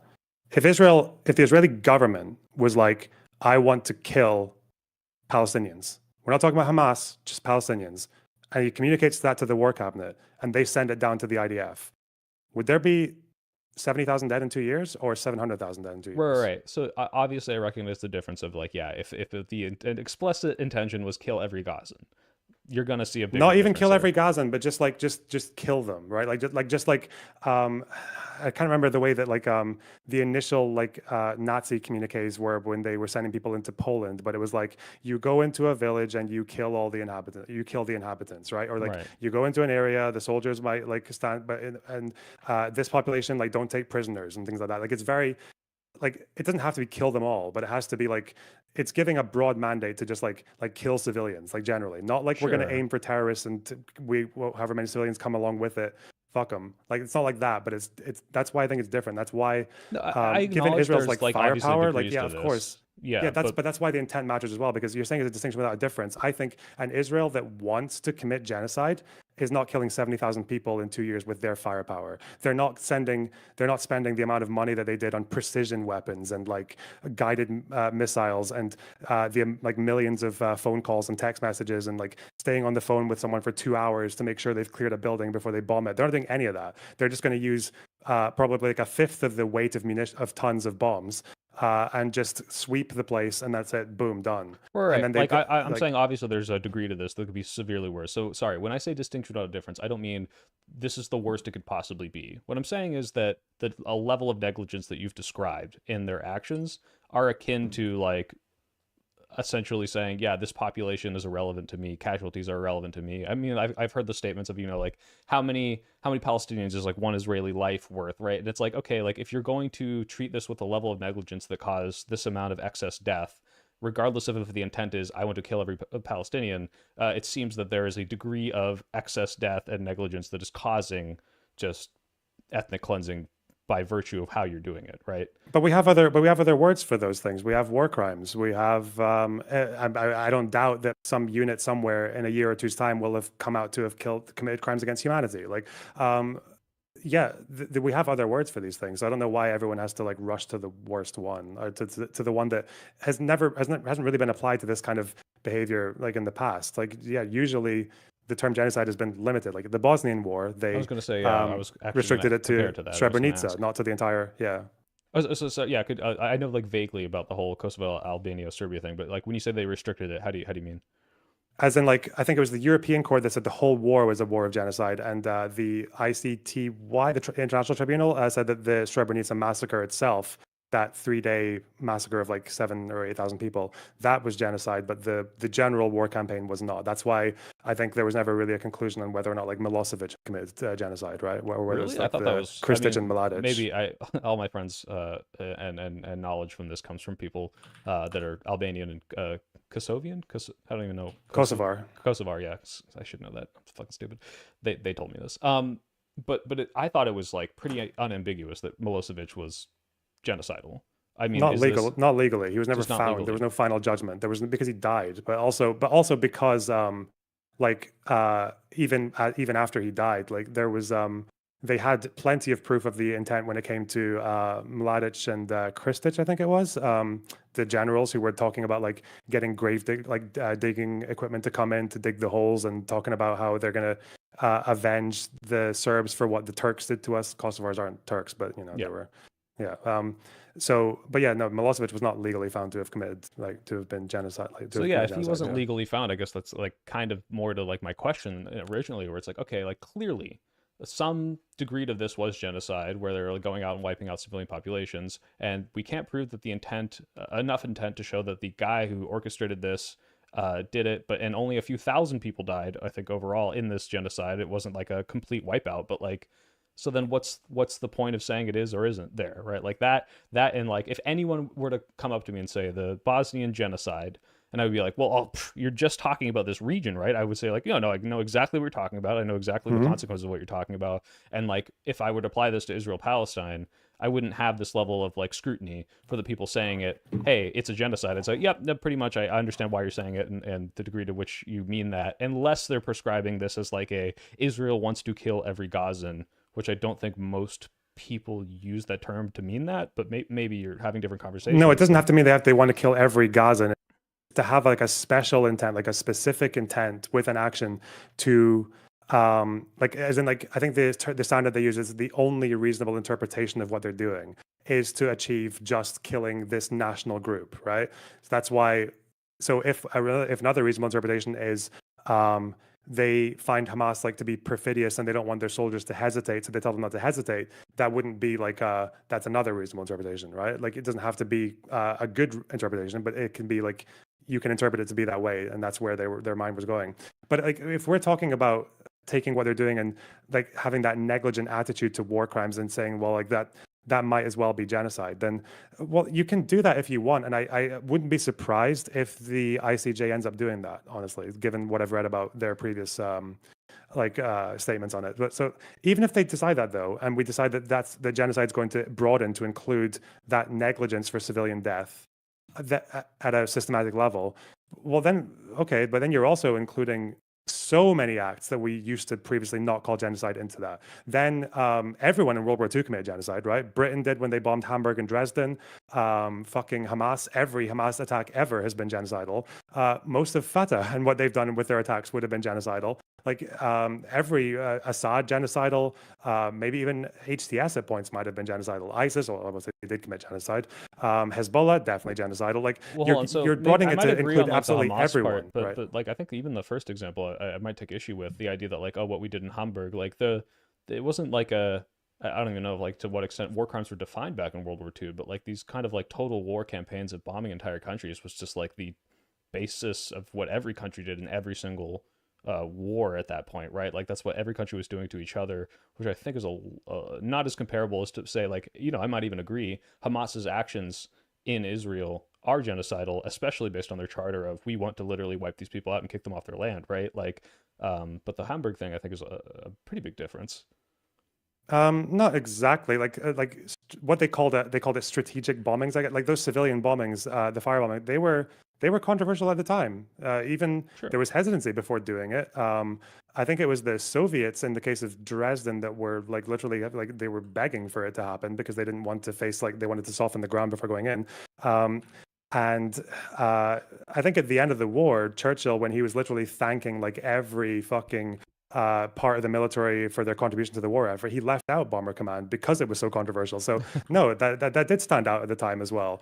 And with the stuff that they were saying, like this is literally an event unloaded on only a few thousand tons of bombs, not that many, but they killed like 25,000 people in like 2 days. Like it was insane. And they targeted the center, even though all the military factories and everything were outside the city. So, and they believed that terrorizing the civilian population would push them against the Nazis, would demoralize them. Like, so they believed they were targeting civilians, right? Yeah. So, What I'm saying is but this isn't again, the unique to like problem the is that bombing of Hamburg or Dresden. And yeah, you can say it was more controversial at the time, but like, yeah, it just as much as like dropping the nukes on Japan, as much as firebombing of Tokyo, like I'm trying to think of like what would make that specific Hamburg or Dresden unique to compared to like every other bombing campaign in that entire But that's the era. thing is that like, but then even today though, when we talk about the Middle East, then suddenly very little becomes unique. You can look at what Trump was doing in Trump 1, where he was relaxing rules of engagement in Afghanistan, and where you had American generals saying like, oh yeah, these sand words, all these sand N words, they only understand force. I'm going to show them force. Did that person commit genocide when they were like allowing the use of landmines, which they knew would kill civilians, or relaxing rules of engagement and Well, I'm not saying that airstrikes, every which war doubled the civilian death crime toll? is a genocide, and also like I would say that Trump very clearly like expressed genocidal intent when he says like, hey, you know, I'm about to wipe out an entire civilization, but like the follow Yeah. through on that and well the consequences afterwards I think are part of that, obviously. So like again, I don't know if this is necessarily making it too broad, because you're saying there's a broader and consequential result that is being caused by a complete systemic governmental ignorance of war crimes, and kind of like forcefully moving this population, versus like, hey, every time you do a war crime and are ignorant about it, that's a genocide. I think like the scale matters, how widespread it is matters, and like yeah, you can point to certain examples, but I don't necessarily think that diminishes the definition such that it's useless. I think it might not make it useless, but it does dilute it. It 100% dilutes it. It would include, like I said, it would include Saudi Arabia, it would include the Houthis, it would include Hamas, Hezbollah, it would include the Do people not Syrians, it call would like the 5 Saudi different Arabian factions. And this might be true. Again, I'm not super informed of this. Like, don't people call it like the genocide of Yemeni by the Saudi Arabians? Isn't well, that the IPC didn't actually even call it a famine in Yemen. Interestingly, they think like 80,000 kids died. The UN by the IPC, the same people who said there was a famine in Gaza didn't say there was one in Yemen. Okay. Separate I story. mean, based But on what, again, uninformed, based on what I hear from both of those, they both sound like, and one is severely worse, the Yemenis, the death toll in Yemen. Why do you think that distinction exists again? Is it because of this, like, is it just Israel bias? Is it because the organizations are using the numbers from the UN that has the Israel bias? Like, go back to that question. Like, why is there that?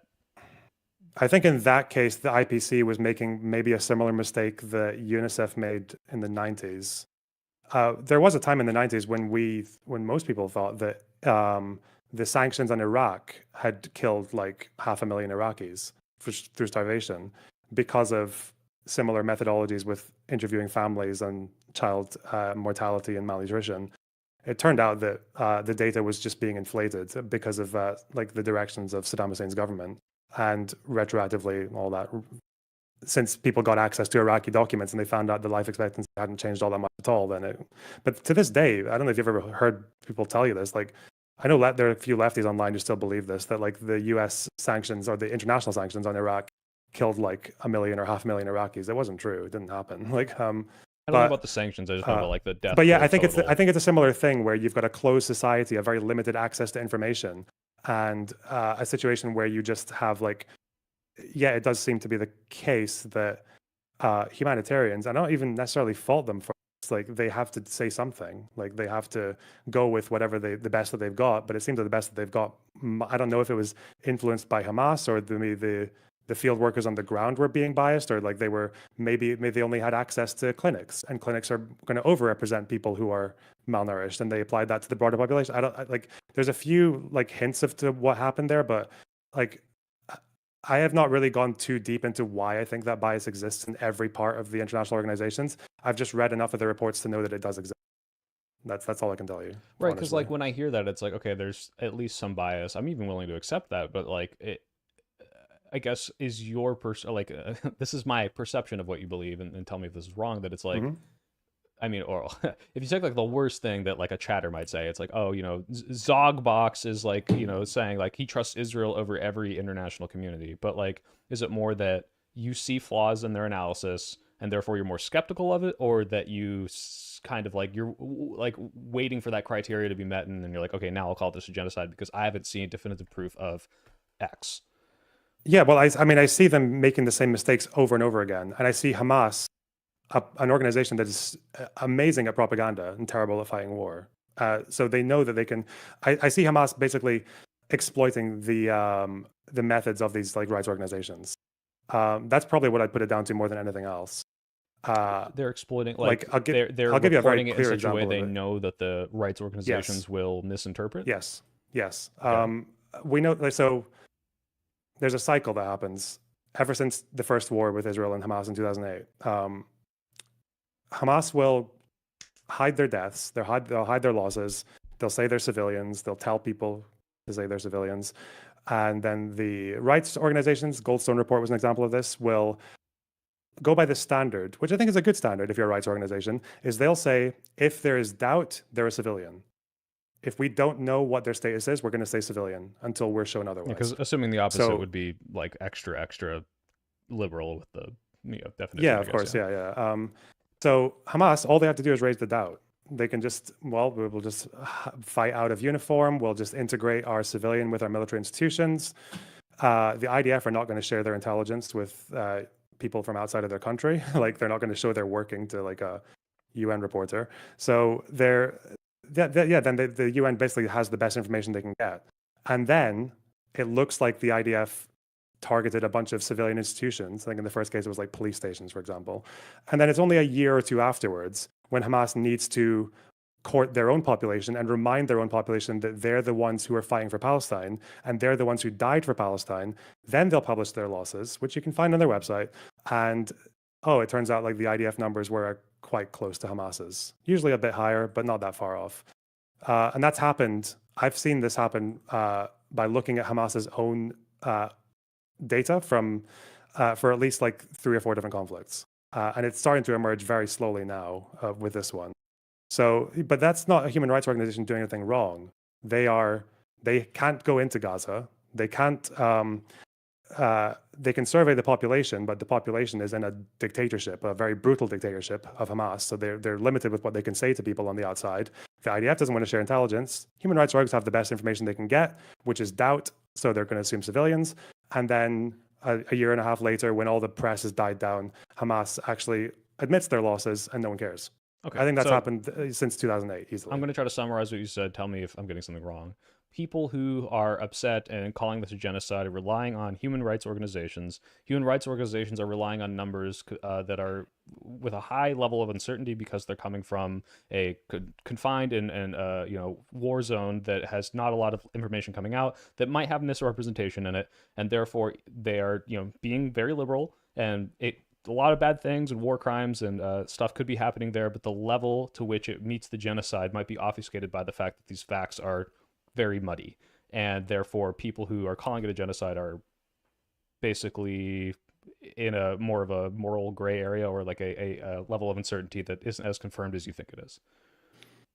Yeah, that's pretty accurate. And I would probably also add, what was I thinking there? I had like 3 things I wanted to say. Yeah. Okay, I'm gonna pick one. Also, I don't have a hard out, but I'm going to talk Yeah. to Dylan Burns in like 10, 20-ish minutes. So after this, I kind of want to bring it back to like a way to move forward or call to action, but go ahead. Okay. Right. So I think a big problem with doing. Oh yeah, you said like why they're like people call it a genocide because the human rights report said, like, I don't know if that's true. I heard people calling it genocide like when there were still Hamas fighters in Israel. Like I think that word came out really quickly. And I noticed it being used by like the activist groups like for a couple of years before that as well, to just talk about the entire conflict as a permanent genocide. And that's been going on for ages. They've always, I feel like that conclusion has been decided before anything happened on October 7th by a lot of people. But I think the problem, and maybe why, again, I don't really talk about this like particular debate that often, but like I think the reason it is an issue is that you get into a situation where if you don't know your enemy, you can't fight it. If you don't know what the problem is, you're not going to have any power over it. And if there's ever any mystery as to why this Free Palestine movement on the college campuses have managed to be the most popular, one of the most, probably the biggest Western social protest movement since BLM, right? They were massive. I think if you want to understand why they were so fucking useless despite being the size that they are, it's because none of them actually cared to look into the details of what was happening, and they didn't know what to ask for. So you have calls for a binational one-state solution, which no one in Palestine has ever in majority wanted, even a plurality. They start calling for like sanctions and abolishing of Israel, or like unilateral withdrawals from Gaza or the West Bank or Lebanon, or they're talking about arming the resistance groups or defending them. They're like downplaying anti-Hamas protesters who are literally begging Hamas to stop firing rockets from their neighborhoods and hiding underneath them in tunnels, like literally saying this and no one reporting on it. There's some the reason overlap that though, they right? were, I mean, like you at the what? beginning said, there's some overlap of like you said there's some significant steps that America or Western countries could do to Yes. like have specific triggered consequences to actions that Israel takes. And it like I would guess that 90% of protesters don't have like an informed view of like what that exactly looks like, but that's kind of what they're asking for, right? And you seem to say this is probably how you get them to rein in their worst atrocities, right? Yeah, so like I don't fault most of these because I met a lot of these protesters. I went and spoke to them because I was genuinely curious about them in my hometown, and I went to like 2 different cities in Scotland to talk to these people. I don't fault them as human beings. Most of them are like very decent people who have just seen way too much fucking death and too many like dead women and children and all that. Like any human being would look at that and just feel fucking horrified and want it to stop, right? I don't fault them on that level at all. But the thing I fault is the thought leaders, the people who are giving them pamphlets and talking and teaching them about the conflict through this very biased lens, and teaching them about Israel and turning them into a movement that ceases at some point to be a humanitarian movement and just a deaf, dumb, and blind hatred of Israel movement. And then you get into a situation where any improvements that could have been made by the Democratic Party, or any distinction between the Democrats and Biden, between the Democrats and Trump, they get ignored, right? So if it's all genocide, then if it's still going on, if every airstrike that's gone on in Gaza, and if people are still dying, we're still going to call it genocide. So what's the difference between Biden and Trump? And then you have this apathy that comes out of it. And then I think that's like the that's like, biggest agreement I'll have with you. By the way, I'm not saying like I majorly disagree on everything you've said. Mostly it's just mhm. like I either agree or don't know. But yeah, the idea that if you call it a genocide, I think this is the strongest argument against it. Then if you're able to say that Trump and Biden and Kamala are complicit in that, then yeah, like, well, then what's the point of voting for them? Are they going to make it even marginally better? Are they going to push towards a better solution? Oh, well, no, because it's both genocide. Therefore, I shouldn't like try to stop Trump, right? Like that. That's probably the strongest argument I can think of. Like, that's why you shouldn't use the G word if that's even if it It's is. not even. Yeah. I'm not even saying this is why you shouldn't use the G word, because again, like, I, how many people who call it genocide are sitting there looking at UN case law and making that? No, it's a political term. Like, it's an activist term, and I've usually had more sympathy with people using activist terms just to communicate a feeling, right? Because what happens is when you see like your 800th fucking video of a dead mother or like a dead baby, whatever.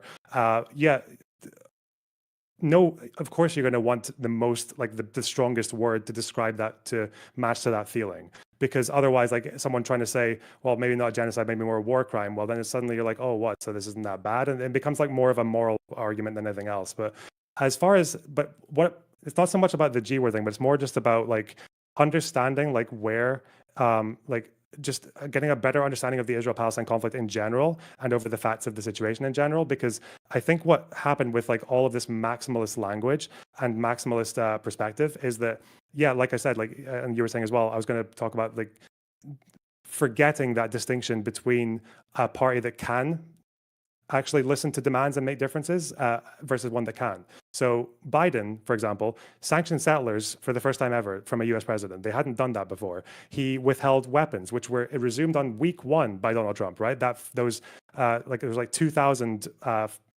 no, five, it was a couple of thousand 2,000-pound bombs and a bunch of 500-pound bombs.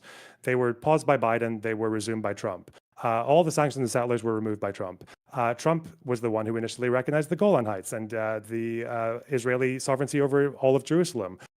Famine was never declared by the IPC under Biden. Did you know that? It was only declared under Trump. The GHF, the fucking cataclysmically fucking pathetic, inhumane, murderous fucking aid plan that the United States and the IDF tried to implement in Gaza was a Trump idea. Biden would have never gone with a plan like that, or Harris. Like that was a strictly Trump thing. The Trump peace plan. Trump excludes the PA from any future governorship of Gaza. They only want like is literally Israeli armed stooges running the strip. Biden wanted the PA involved. Biden tries to be a partner with the PA because the Democrat official position is a two-state solution, and the PA are the legitimate government of Palestine. Trump said no. Trump said the legitimate leaders of Palestine are some fucking gangsters who are taking money from the IDF or from the Israeli state. These differences matter, and the fact that people just overlooked, and when people just said, "Oh, it's all genocide," because like it cheapens that difference, and it cheapens the potential that you have to actually address that difference and work with it. Democrats could have continued to be pushed by a left flank that actually had a coherent critique and a coherent plan. They could have been pushed as we speak. They could be getting pushed right now to do better things in Gaza and to convince and to push Israel to do better and to punish Israel for not doing better. But they're not. You know, they wanted to boycott Starbucks. Okay. Well, Do you know why Starbucks is boycotted? So I vaguely remember this. Like, what they donated money to Israel. They had Starbucks in Israel. I no, don't even know what the fuck no. it was about. There are zero Starbucks branches in Israel. The last one was closed in 2003. Starbucks is on the boycott list because an activist group of union workers used their union page with a Starbucks logo to publish a picture of Hamas at the fence on October 7th saying, "We stand with the resistance." And Starbucks sued them for using their branding to support terrorism. That's Ah, why Starbucks is on the boycott. It's fucking mental.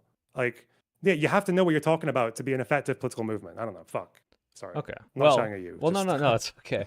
I'm not a BDES Starbucks boycott divest Starbucks person, but okay. Well, here are two things I want to go before say before I go. The first is prescriptions from you, and the second is just kind of like my summary of everything. So the first one would be, you got all these people, not just my chatters. Let's say they're all saying, not they're all. There's some people in here saying, "Oh my god, fucking genocide denialist, LonerBox," right? Like, because you've made this very specific definition. So these people have the energy. They see the death. It's very obviously bad to them. Whether or not that's negligence or war crimes, whether or not you want to call it ethnic cleansing, how do these people get this to stop? I mean, like, where should this energy be directed to? It seems that, like, regardless of whether or not we agree on definitions, you absolutely have smoke for the Israeli government for what they're doing.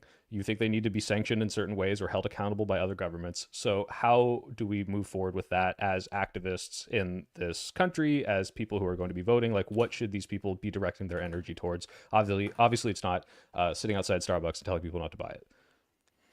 Um, I mean, you can't really do all that much at all now that Trump's the fucking president. I don't know, get a Democrat back in and get them to push things that are actually like, okay, so push for accountability in the IDF. If America's going to share intelligence as a Western liberal military that abides by the Geneva Conventions with Israel, then Israel needs to do the same. Israel needs to abide by the Geneva Conventions. They need to punish people in their military that don't. America can do it. America's jailed people for 20 years for committing war crimes. Get the IDF to start doing that, and if they don't, then you're going to lose some arms shipments. Fuck you. Settlers, sanction them all. Like they should all get fucked. Oh, here, Sanction. wait, pause, Like, because like I see where you're going with this. So like, let's say we have people and then we're voting for the midterms to try to get, excuse me, MAGA out of power, and you're asking, people are like, hey, Gavin Newsom, is this a genocide? Like, do you think Israel's an evil country? Should they be kind of pushing for this? What you're saying, like, hey, will you hold Israel to account for its war crimes? Like, that's what they should be asking of their representatives, or like, what should the populace be asking of the people they're voting for, like the yeah, specific politicians? to me, like the most effective protest movements are ones that have simple and sharp and realistic demands. Right? Just give them a few. Just be like, yeah, will you put condition on arming Israel? Like, will you say if you're gonna get arms, you have to abide by a level of conduct that is like in line with the Geneva Conventions or NATO? Like, that's a simple demand. That's a very easy one. Are you going to sanction settlers? Are you going to involve the PA in governorship of Gaza? There's a few. Yeah, I can go on all day about things that they could say. Right? They're not going to do it though. They're fucking retarded. Well, that's Good the luck. thing is like, yeah, most of But the also, demands I see sorry, is at the just end like, of will you completely stop every arms shipper to Israel? I mean, very recently, I think AOC just I don't know if I want to say like caved or capitulated, but like changed her stance on this, right? Where she's just like complete, like, I will fund no weapon shipment, even if it's Iron Dome stuff, right? Am I crazy, or did this just happen? That seems to be I where don't the know. I haven't looked conversation at is happening AOC. now. But the Okay. point is, it's like, I think it's like an 80-20 or even like a 90-10, like anti-Israel sentiment in the country. And it's like, if that energy and that sentiment exists, like there has to be a realistic thing that can be asked of the people that are going to be elected in the midterms in 2028. And it sounds like it's like, yes, conditional aid is good.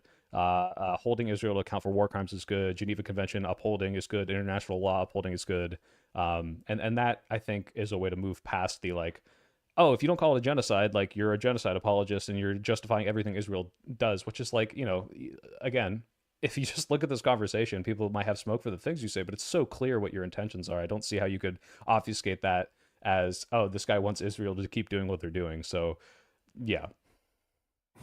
Listen, I don't want to turn you against your audience too much over little old me. I But, am the opposite of audience guy. Every single person here could be yeah. screaming at me for platforming you, and I'd be like, whatever. Like, I'm just trying to learn and do the best for what I can. Like, it's. Well, it's I a real jumped into thing. the middle of this. All right, it's like that fucking, in the Looney Tunes where the cat and the dog are in a big cloud of smoke and there's fists coming out of it, and then I stepped into the conversation and I'm getting all the fucking smoke, but I don't know what the hell, like, how to navigate this and have the best prescriptions, and that's why I'm trying to ask people. I'm like, I should probably talk to more Palestinian activists too, or actually, Hmm. yeah, like, what would you say? Like, are there Palestinian activists that you hold in high regard that say like these people are informed and you should speak to these people and learn about it from their point of view?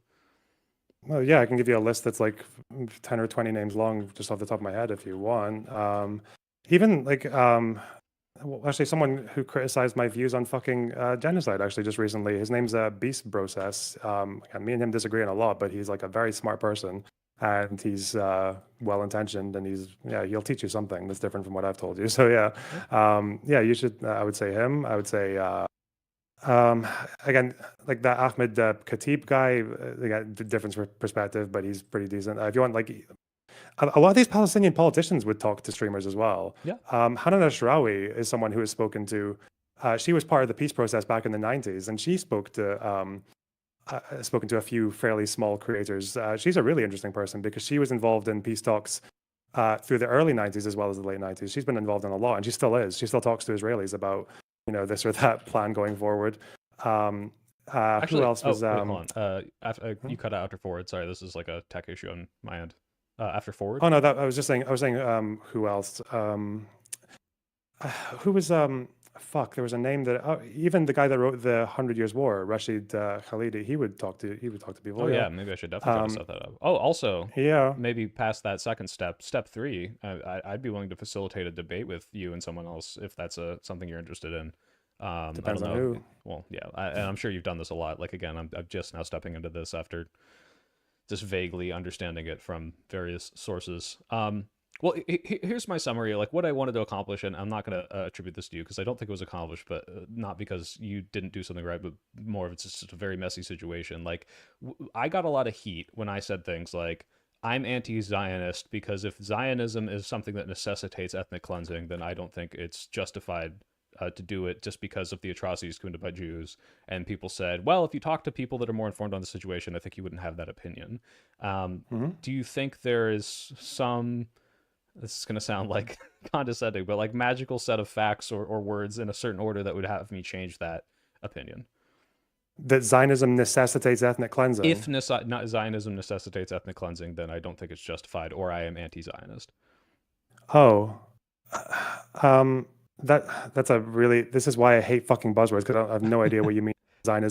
But By Zionism, I mean if you go back to the 40s and it's like, wow, Jews sure have been persecuted and killed and driven out of every possible thing, and there might not truly be a safe spot on earth, especially in the wake of the Holocaust. Maybe we do need to give them a homeland. Like that necessarily doesn't not make sense to me. It's like, okay, yeah, like I get why this happened, but now looking at the project today and saying, okay, can you maintain the sentiment that existed in the 80s that probably might not exist so much in the 21st century, to my understanding, without racial quotas, without pushing people off their borders? Like, is that the only way to maintain Israel as a state? And if so, then maybe I think it needs to like radically change.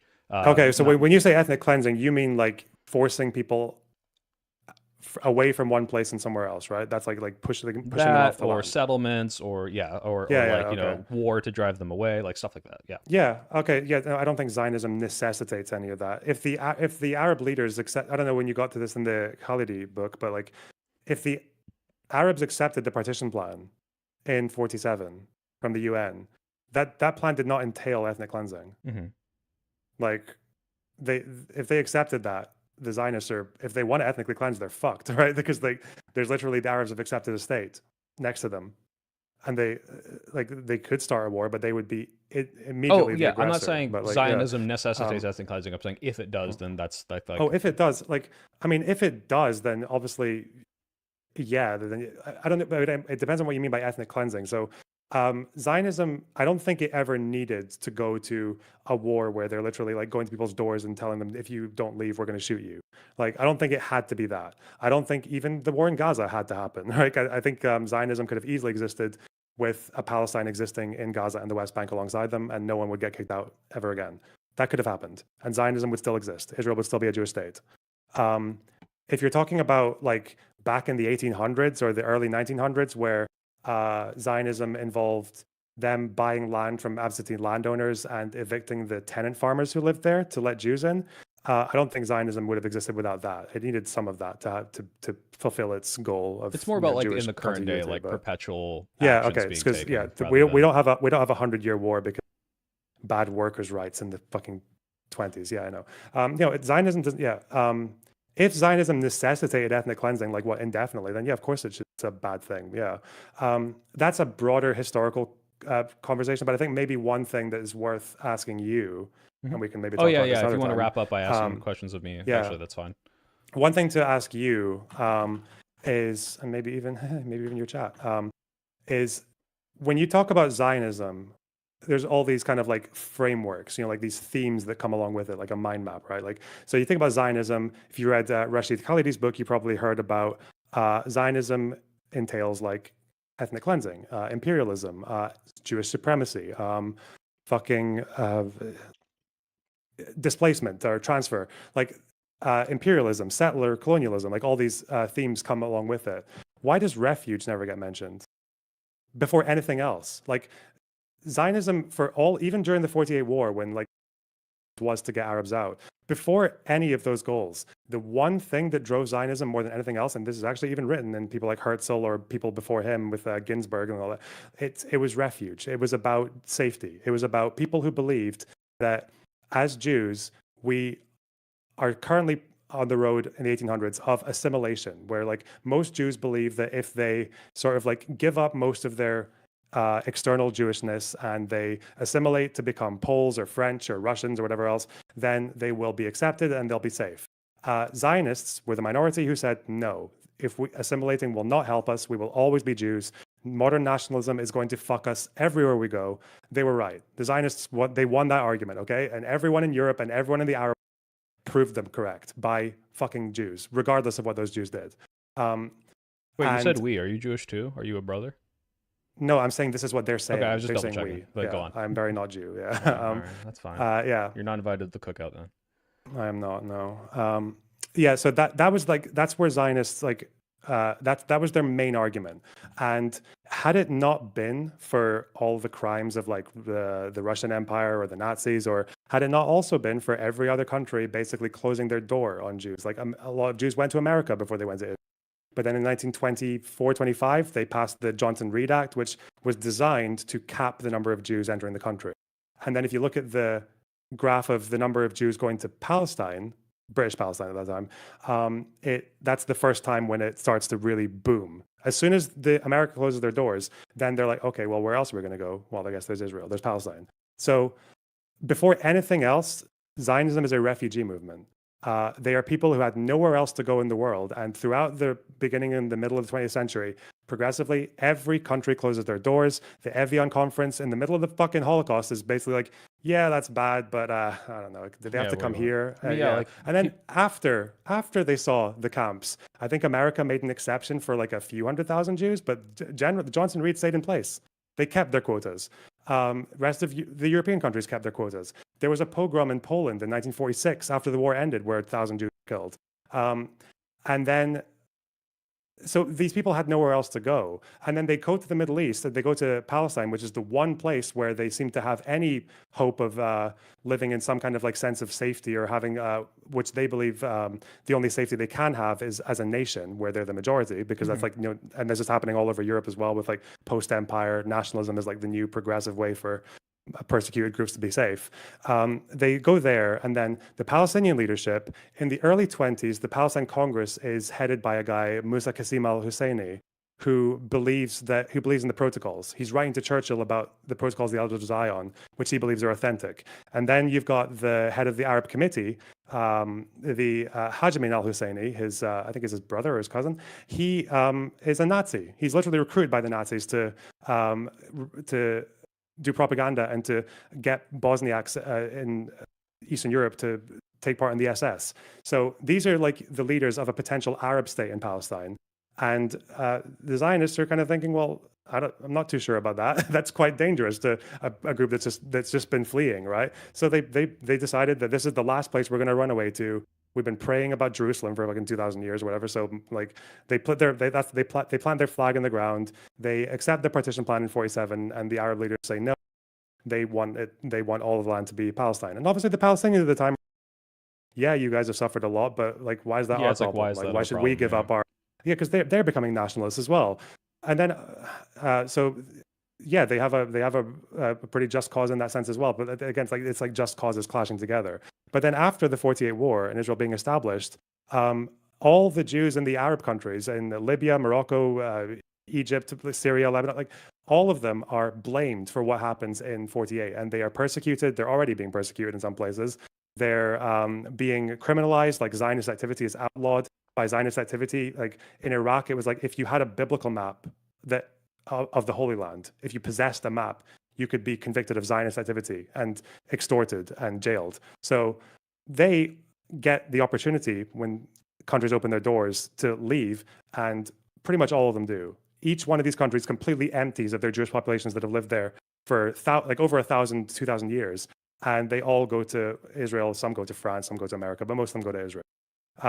And like the question I'd have for you, sorry for the fucking rant, but the question I would have for you is, why is that particular theme of Zionism, like that, the bigger motivator than anything else, the theme of refuge, why is that just never brought up by anti-Zionists? Like, why is that never mentioned, let alone the thing that kind I of drove mean, it in the first place?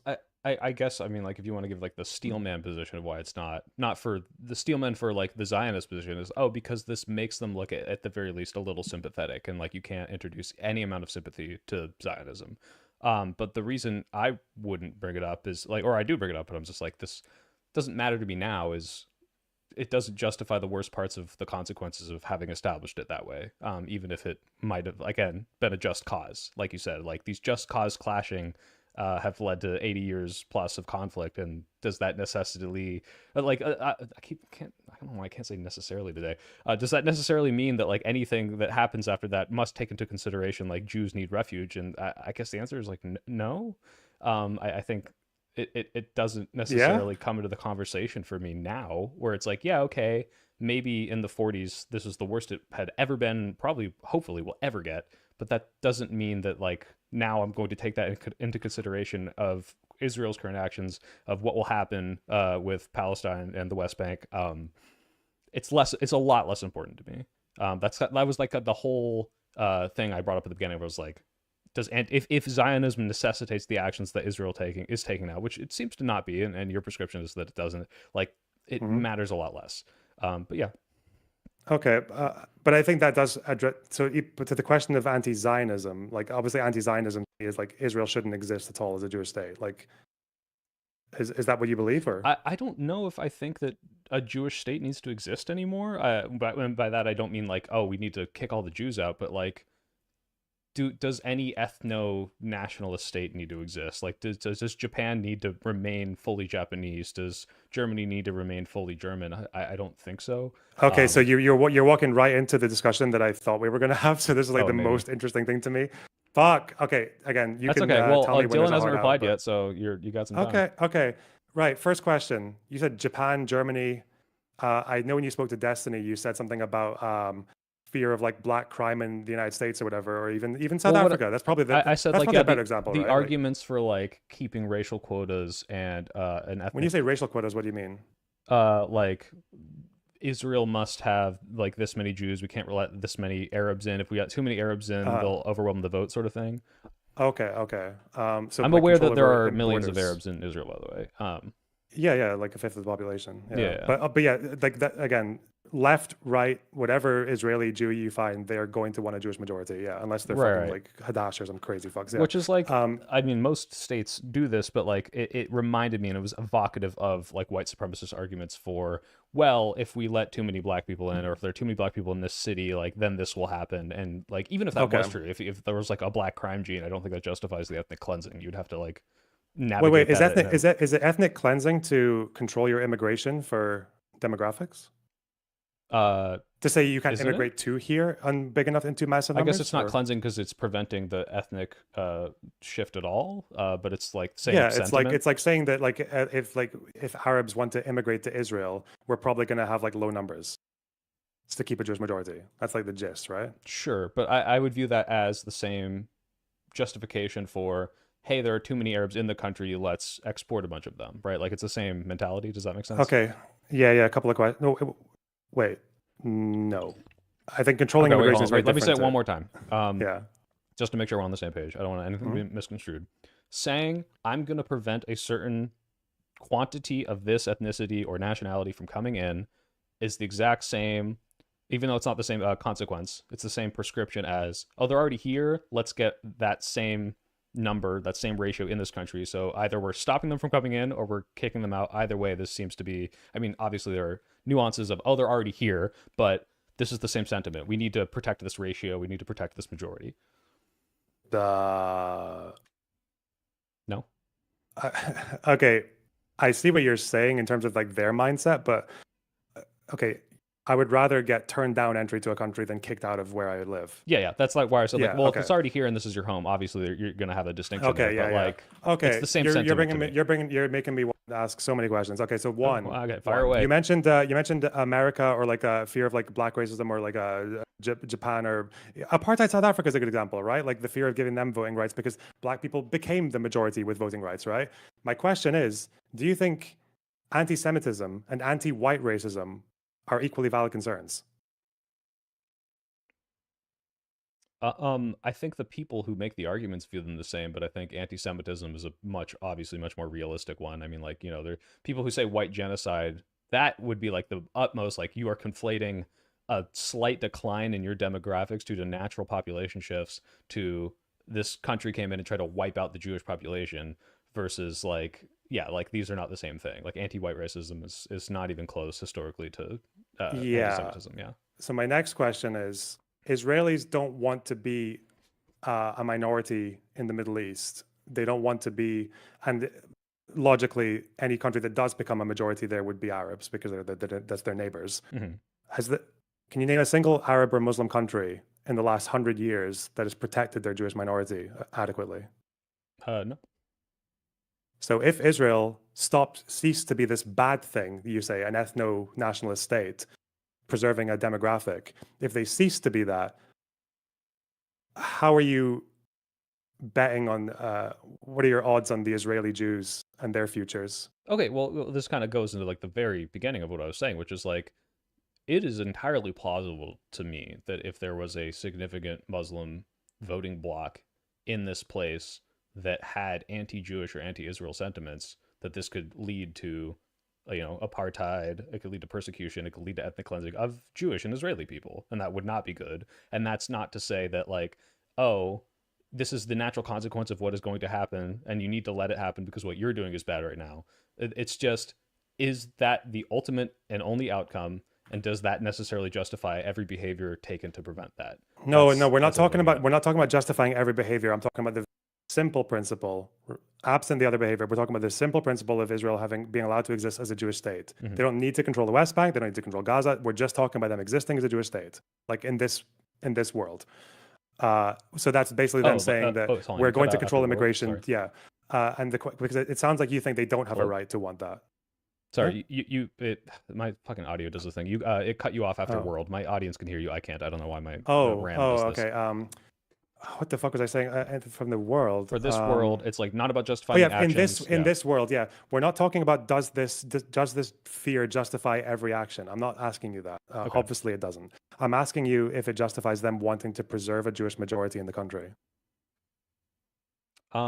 I mean, the sentiment is justified where it's like a valid fear to see, hey, I've seen that when similar populations get a majority in all these other countries, it seems to like result in our prosecution, death, whatever. Therefore, my fear is justified. But again, then that you have to then attach what are the prescriptions to that, and if the prescriptions are like ethnic like superiority things, like I don't know like to what degree I'm No, willing to wait, wait, wait. justify When you that. say ethnic superiority things, I'm just talking about one thing, which is they control immigration to the point that it keeps their majority. That's it. Yeah, No, well, I'm that's what not I'm saying it talking justifies about. any of the poor treatment of minorities or whatever.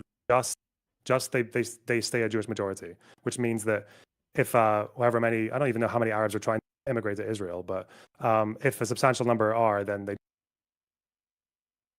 Well, are they what justified to do that because of their fears? I don't why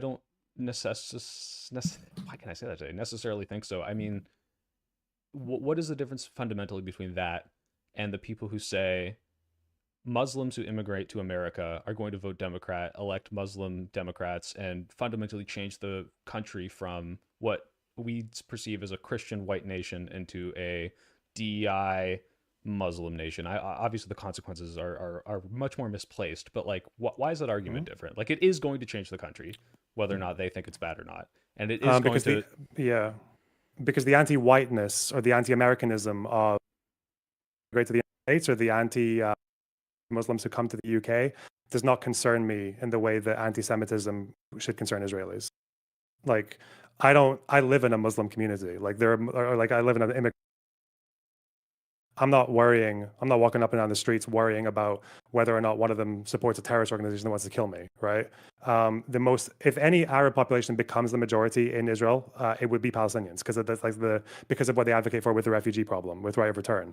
Um, Okay, wait, the pause there. most So like popular. basically, tell me if I'm portraying this wrong. Palestinians necessarily are going to have such a bad anti-Jewish sentiment that it will cause Jews to be in danger. This is just like a given. If every other Arab and Muslim country did it in the last 100 years, why would Palestinians not? Palestinians are the group that have the most excuse to be anti-Semitic, right? Literally, they actually have a good reason to hate Jews, let alone the countries that didn't have a good reason to.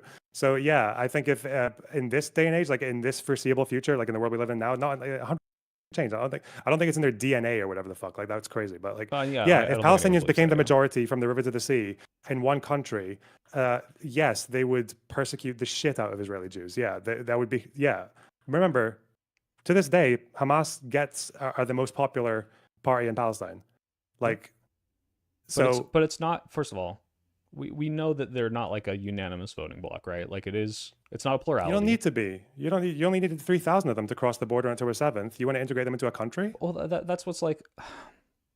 Obviously, I think the the disconnect here is like, if anyone doubts that I understand like how great anti-Israel sentiment is, I understand this. The problem I see is like, this is a more valid version of like the less valid, anti-immigration, white nationalist talking points. But it's ultimately the same to a degree, where it's like, yeah, there are some portion of Muslim immigrants that are like super pro-Sharia, anti-American, but want to reap the benefits of the American state. Like, if it wasn't 100% of them, if it was 80%, if it's 40%, if it's 10%, like, at what point does it justify ethnic immigration policies? Like, I don't. I guess the dichotomy here is like, you have to have one or the other. And I'm not entirely sold on like that those are the only two options. Either you do this sort of ethnic population control or you die. And that's kind of where I guess my issue comes in, of like, is this really the only two paths forward that perpetually have to exist? No, not perpetually. I don't, again, like I said, I don't think this is in Palestinian DNA, right? Like Jews and Arabs like they live together in Israel. The Arabs who live in Israel with Israeli citizenship are Palestinian, right? And they vote for parties like Ram, they come from the same reformist Islam like school of thought that Hamas came from, but they preach coexistence, right? Of course, it's not impossible, but we're talking about, whilst this ideology still exists, and whilst you poll every Middle Eastern country on anti-Semitic attitudes and the protocols and the Holocaust and all that shit, you get like 70, 80, 90% strong anti-Semitic attitudes. It's like you said, like when we talk about Muslims coming to the UK or America, like what happens? I think we've had one suicide bombing in 10 years with millions of Muslims living in the UK without, they're not all being monitored, and there's not like a military fucking breathing down their neck and surveilling their phones and all this shit all 24/7. We get one suicide bombing in 10 years. Israel, right, shares a border in a very small region with with West Bank and Gaza, and even with the Oslo Accords, and with like some communities getting freed up with areas A, B, and C, or when you had like the blockade on Gaza, or when you had the occupation of the settlers coming out, you get Hamas and you get rockets being smuggled in, and you get people crossing the border with paragliders to go and stab people and shit, or you get fucking suicide bombings. Like, yeah, this concern is just not the same. But yeah, it's like you're saying, like Jews have been told that you will not survive as a minority in any Arab or Muslim country in the last 100 years, but you should just take your chances with It's not about taking Palestine. your chances. It's what needs to change before it's not justified to do it the way they're doing it. Like, because you say it's not perpetual. If it's not a legitimate threat, that's it. But like you're basing this legitimate threat on this. You said like it's justified for a lot of them to have this hate because a lot of them are oppressed. War crimes are being committed against them, and so you say it's not perpetual, but this keeps happening. Like, let's say you get your ideal two-state solution type thing. Like, is Lebanon, is Syria, is Libya, is Egypt, are they allowed to also be controlled coming into the country, like, to that extent? They already kind of are. Like, no, I know. Well, that's what I'm saying is like you say it's not perpetual, that it's not ingrained in their DNA, but then like what actually would need to change where you say, okay, now we don't need to do this anymore, right? Well, they don't need to do it anymore. Is like, that would be a situation where, let's say, instead of Hamas polling as the most popular party in the West Bank or in the refugee camps in Lebanon, whatever else, what if it was Ram? right? What Mm-hmm. if it was the Ram Party, which preaches coexistence? What if tomorrow, rather than River to the Sea and rather than like Hamas and all these chants and all that, there was a new leader of Palestinians who emerged as someone who actually was like Mandela and was saying, yeah, we're going to avoid attacking civilians. We don't want to harm civilians and our like future neighbors. We want peace and equality for two groups who want to share the land. But, but If that where's was that the movement going to come from if the the kind of like the circumstances are the way they are, right? Like the reason I say well, that movement perpetual. emerged in apartheid South Africa. That movement emerged under slavery in the United States. Like, yeah, if it can emerge in these situations, it can emerge in Palestine. Yeah, So there are Palestinians who talk about this as well. The problem is that it's not just Palestine; it's the rest of the Arab world as well that is involved in this kind of like. Again, most of these countries are dictatorships, and the control over the media is very tight, and like narratives are very limited. So there is still like this is like you asked me like one things that needs to change on both sides. The thing that needs to change on the Palestinian side is this idea that normalizing relations with Israel or with Israelis is like a sin. It's like the worst thing you can do. Collaborating, befriending, normalizing, it's all bad. It's Israel is supposed to be a temporary stain on the Arab Muslim world. That's it. But if they need to get over that needs to stop. And there are Palestinian leaders who have tried to push for this. They get ostracized. They get fucked by their own people. Like, yeah, like well, that do happened back in the 40s and 50s. Yeah, there's just not space for would them right Israel now. taking steps to try to reduce the kind of limitation of Palestinian democratic say in Israel, would that not be a step towards like creating something like that to happen, or do you think that would just be fruitless? Limiting Palestinian. What do you mean by limiting Palestinian Like democratic saying, say hey, in we can Israel? let more of you in and have more of a say in democracy here. Again, you're just like the problem you're running into is that like think of it as like sectarianism, right? Like sectarianism in the Middle East is like when you look at it as an outsider, it looks fucking crazy, right? Like they're all it's arbitrary lines that are drawn that keep conflicts alive for hundreds, if not thousands of years. And it doesn't really help anyone to behave the way that they do in a lot of these ways, like whether it's in Lebanon or Syria. But the other probably more dangerous thing is to just go to one group and tell them to let their guard down and just hope that the other side stops being sectarian in the same way or doesn't reciprocate or doesn't just like exploit a vulnerability or whatever. If Israel just starts allowing people in the West Bank to emigrate to Well, Israel right now wait. to get citizenship, then like unconditionally, then they're just taking their chances with Well, I'm someone not who saying like just support Hamas or unconditionally let your guard down, but like, is that not kind of what you're saying needs to happen from the Palestinian side in order for this to change? Like, you guys just need to ignore every historical thing and get over all of your grievances and just say we want peace regardless, oh, no conditions, right? Like, I, I don't know. It I seems don't like think I don't think in 1952 or whatever when Israel normalized with Germany, I don't think they ignored or forgot the Holocaust. I don't think they did that. No, you don't ignore your grievances. You sit there and you ask yourselves, what is this strategy and does it work? The current Palestinian strategy and the current mindset of seeing Israel as a temporary entity that has clearly not worked. They don't need to ignore their grievances. No, they should demand accountability for their grievances. They should demand reparations to some level. I think they should demand settlers go. But that's the thing. Like, imagine a Palestinian movement tomorrow in the West Bank that ditched Hamas, that ditched Islamic Jihad, and only targeted settlements that maybe did like a Mandela style thing. Let's say they blocked settlers' roads like they do to them, or let's say they knocked out their energy supplies or their electricity lines, or let's say that they saw like a new settlement trying to get set up and they went and tore it down uh, and they fought with soldiers who tried to defend the settlers. And they said, yeah, we're going to be violent because this is a violent occupation, and we'll stop if you want, but just leave us alone. Get the fuck out of the West Bank. Let us have our country next to yours, and we'll be neighbors. If that was the Palestinian movement, like tomorrow, uh, like Enter. Israel would be fucked. Like the Israeli right would be fucked as well because everything they say about Palestinians will have been proven wrong. Like, and that's the issue there. But I'm not asking Palestinians to ignore their grievances or to ignore the pain that's. I'm saying that on their end, there needs to be a leadership and like a movement and a way of thinking about the conflict that actually helps them. Because right now, their current leaders are not doing that. okay. I think it's Okay. frustrating because I don't think you and I disagree on the fear or like the reason why Israel might have to maintain some sort of ethnic majority. I think the problem is that I don't see how it ever moves forward. Like it's It's funny because I'm like, damn, can anything change your mind? The answer is really no. It's exactly what I thought the first time I ever heard of this. Is like it's just uber fucked, and so Enter. many extreme measures have to be taken that don't exist now, and I don't know how you manufacture those measures.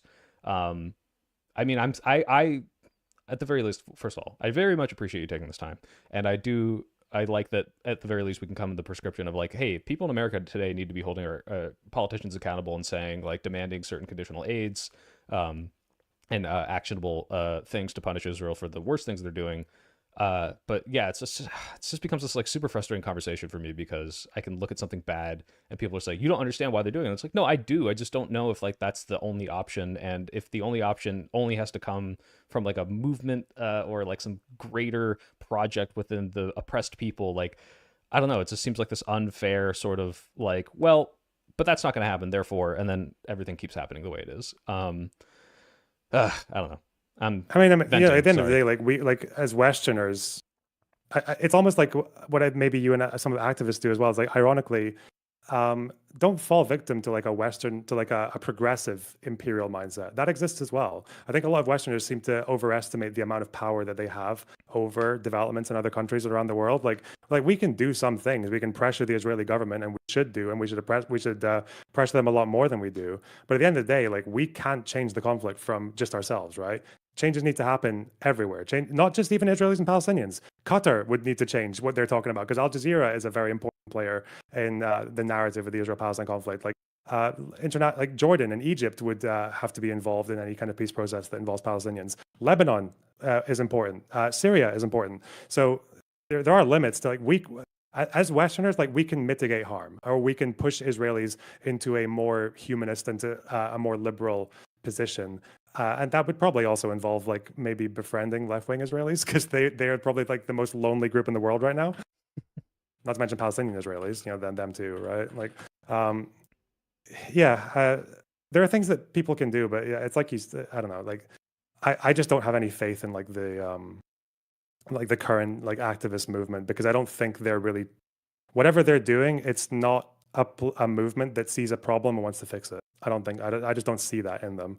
I see like a maybe like a social movement. I see like for some people it's a fucking fashion trend, like the white guys wearing keffiyehs to this day in like Western capital cities for whatever reason. But yeah, I don't know. A lot needs to change everywhere, I guess. But I guess that's politics.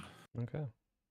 Well, appreciate you taking the Oh time. fuck! Sorry, just Oh one yeah. one Oh yeah. question to go Go forward. ahead. Okay, this is like if we have another conversation. You were talking about history and talking about like uh about Israeli decisions and like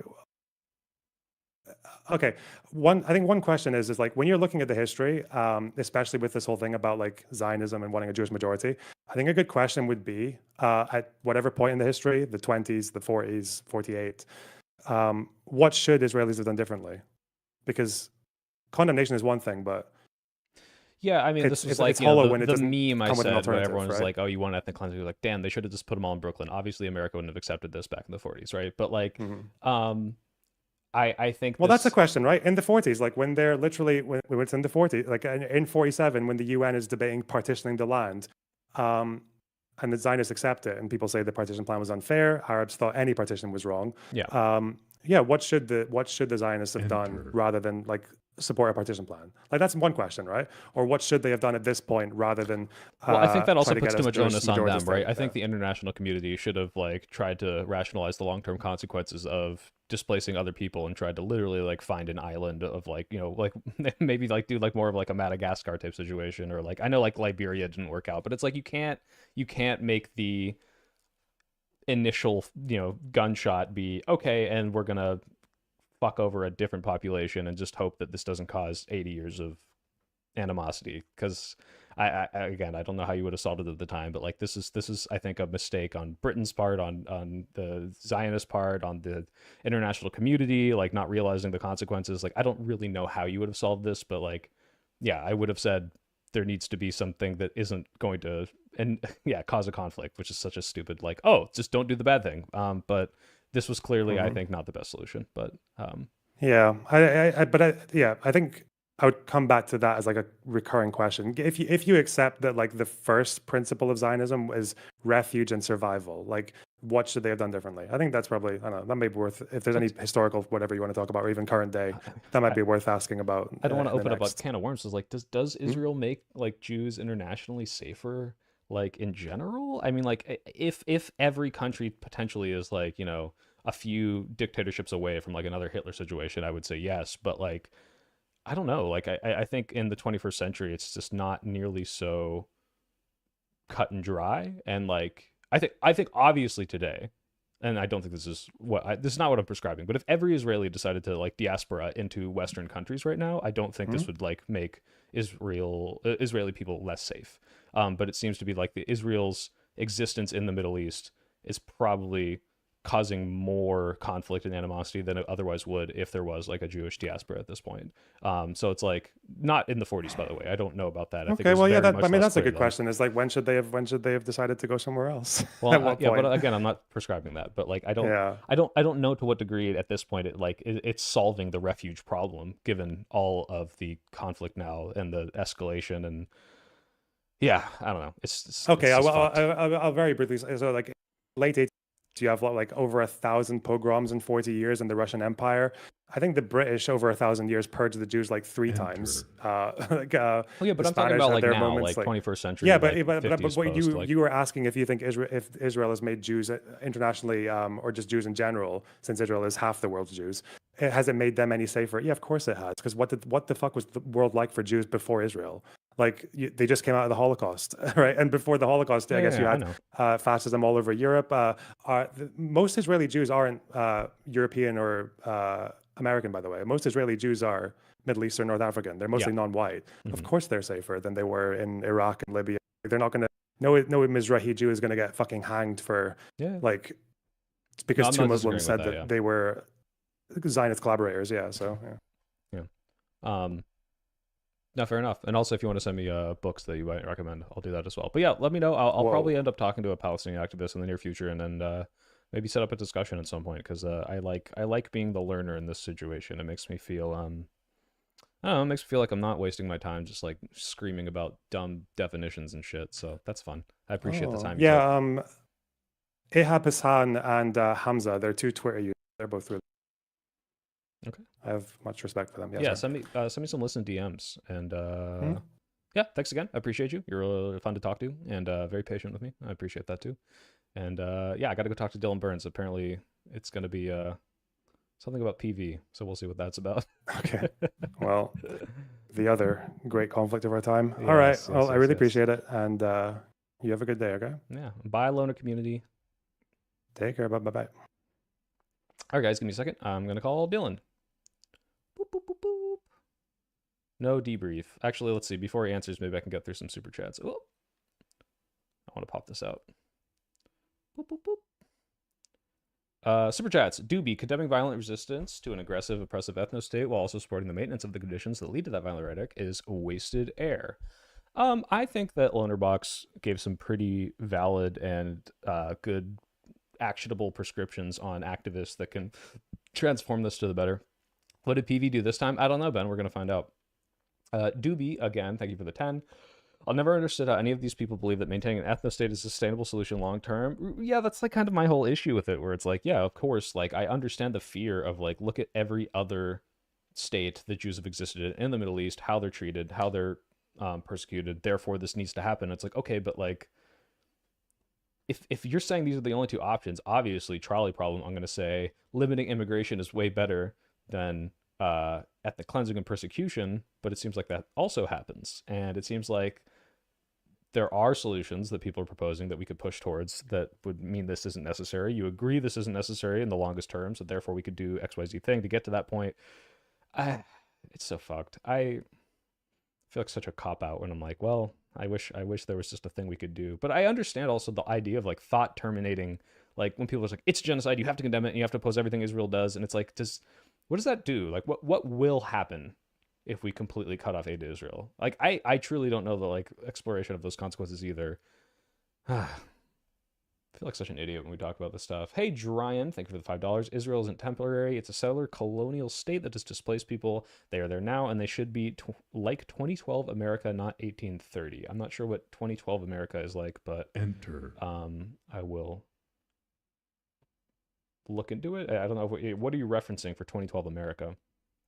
Captain Dan the Fireman, thank you for the $20. Thank you for having a conversation with an even handed person despite not being a maximalist like chat might want you to be. You seem to care enough to actually learn about the conflict. Good on you. Well, thank you. I appreciate that, Dan. Doobie again. Doobie. Man, are you a snarker, Doobie? I've heard you might be a snarker. Oh, we'll join in a sec. Okay, Dylan will be here soon, guys. Isn't this essentially the argument slavers used to extend African American slavery? We have the wolf by the ear. We can't safely let them go. So what? They're oppressed forever. I don't know if this would like seem like a gotcha, but maybe no, I'm joking, Doobie. Well, I actually don't know. Are you a snarker? But I like. Would it be worth asking like if you looked at the slave rebellions where they like killed innocent people like October 7th stuff? Does that now necessitate? Does that justify the fears of the white oppressors in the Civil War era? Because to a degree, it's like, all right, well, they were right. Sometimes you let slaves get freedom and they just fucking kill everyone. But like, eventually this worked out as we see now. Now we have integration and peace. Like, was that a necessary step? Was there any way around that? I don't fucking know. Oh, another one from Doobie. The Middle Eastern comparison only works if you ignore the long history of European anti-Semitism. Are Jews not safe in Europe today? Would European anti-Semitism justify a Jewish ethno-state in Europe today? That's kind of my point. It's like today, I don't think you could justify it. Oh shit, Dylan, you're here. Hi, sorry, I was talking to chat. Hello, can you hear me? I sure can. How's it going? How come now you have like a perfect like Fabio camera angle, but on Live and Learn you only gave us the top down? I get the whole romantic novel cover of Dylan. That's because I love you. Aw, well, thanks, man. Well, let me turn you up a little bit.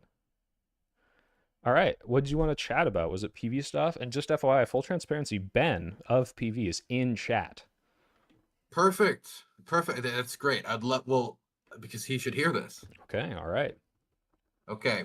So I want to talk to you about a few things because I don't get to talk domestic news very much in the United States. But this, I think, is important enough that this is the main thing I want to focus on, right? And I will be honest, I wanted to use yesterday to announce a project that I'm Ah, working on. shit. I'm sorry. And I was in, no, it's fine. It's fine. It's all Pisco's fault. So it's not your fault. We'll all blame Pisco, of course.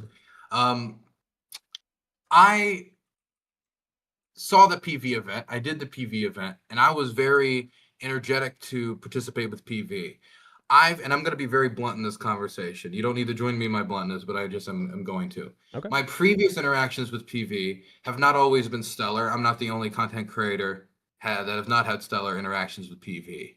I don't think it's necessary to bring up those interactions, but despite those interactions, and I'm saying this to give credit to PV, not to go after PV, despite those interactions, I still want to work with them.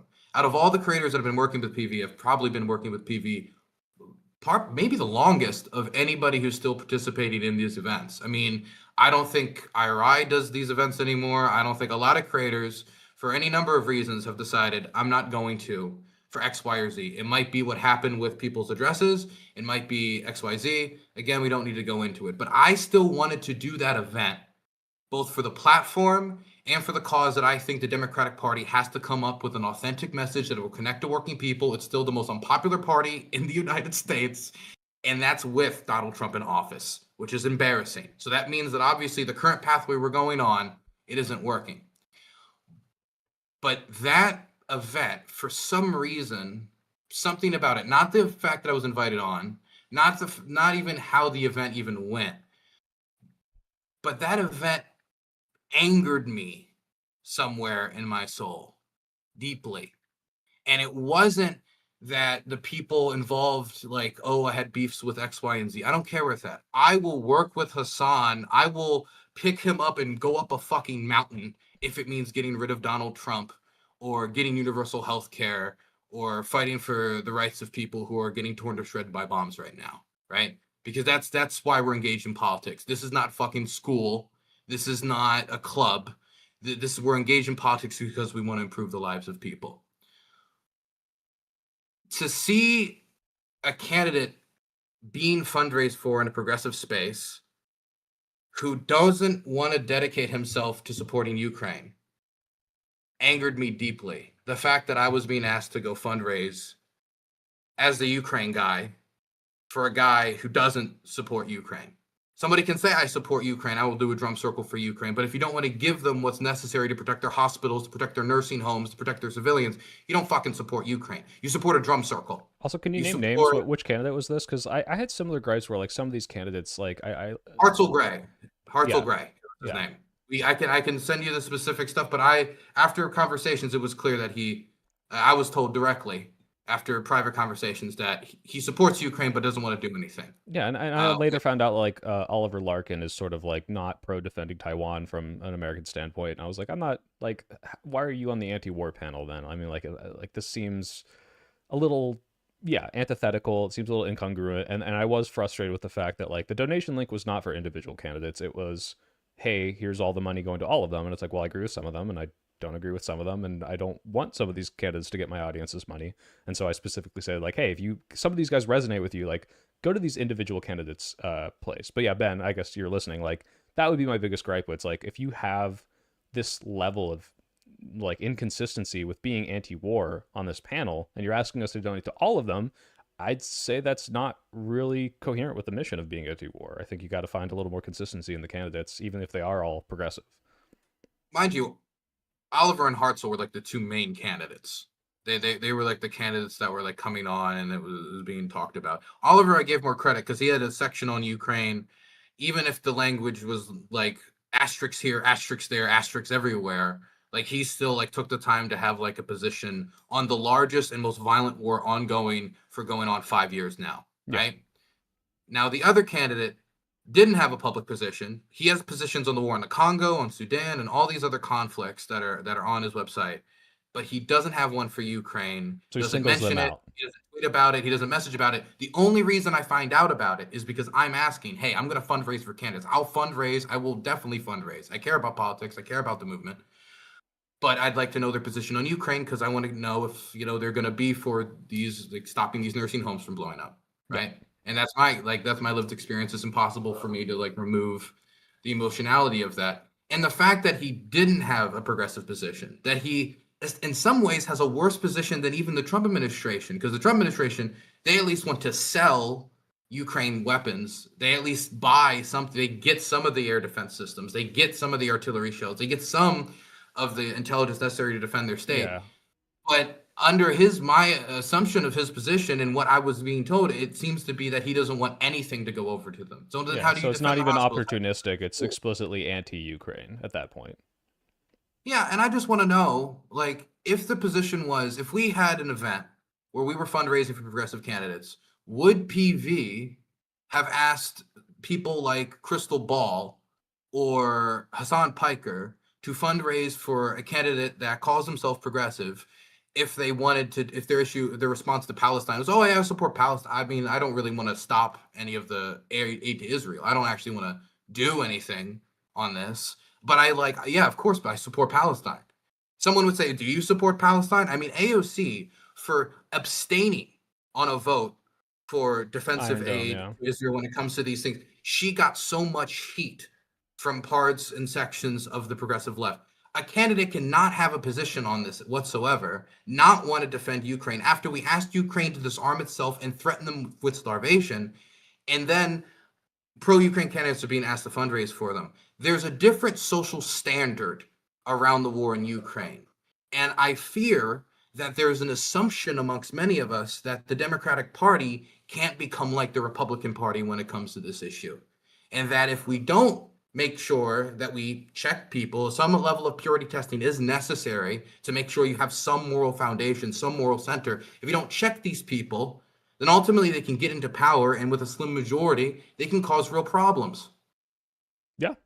No, I agree with that completely. And it's like the fact that we're using Israel Palestine as a purity test, but we have absolutely no smoke for our same side for Taiwan, for Ukraine is kind of ridiculous, especially like if you want to say, hey, I like a lot of the progressive policies that an Oliver Larkin pushes, except he has this one thing on Taiwan, and maybe if that's the distinguishing factor between him and his opponent, like sure, but if he's on a panel about being anti-war, like you're not doing an anti-war panel at that point. You're doing an anti-Iran or anti-Israel panel, which is kind of what like most of it was. So yeah, I completely agree with that grievance. Now, I don't think for me it's not just going to be a grievance, because this is what I wanted to announce on yesterday's Oh stream. yeah. Now you can look it up on Twitter, you can look it up on Instagram, you can look it up on Blue Sky, or you can go directly to the website. Yeah. What's it called? What am I thinking Ukraine of? Track Ukraine @Track Ukraine. Meatspin.com. Track Ukraine. TrackUkraine.com. Track Ukraine on Twitter. Track Ukraine on Blue Sky. Track Ukraine on Instagram. I've spent the last every day since the PV panel working with graphic designers, working with Ukrainians in the armed forces and outside of the armed forces, those who have been bombed by both the Israelis and the Russians, to create a group of ambassadors that can go speak to progressive candidates, as well as any candidate that would like to hear from the perspective of those directly impacted by colonialism. That's going to be attached directly to our Track Ukraine website, our Track Ukraine social media handles, and we're going to track the record of every candidate running for office possible. Okay, this is kind of like Track APAC, but like for the Ukraine situation. Ben fully endorses this idea in chat. So this, yeah, I think this is awesome. Let me tell you how it works. First, we see a campaign hasn't said anything about the war in Ukraine. Let's use Hartzell as an example. Hello? Russia got him.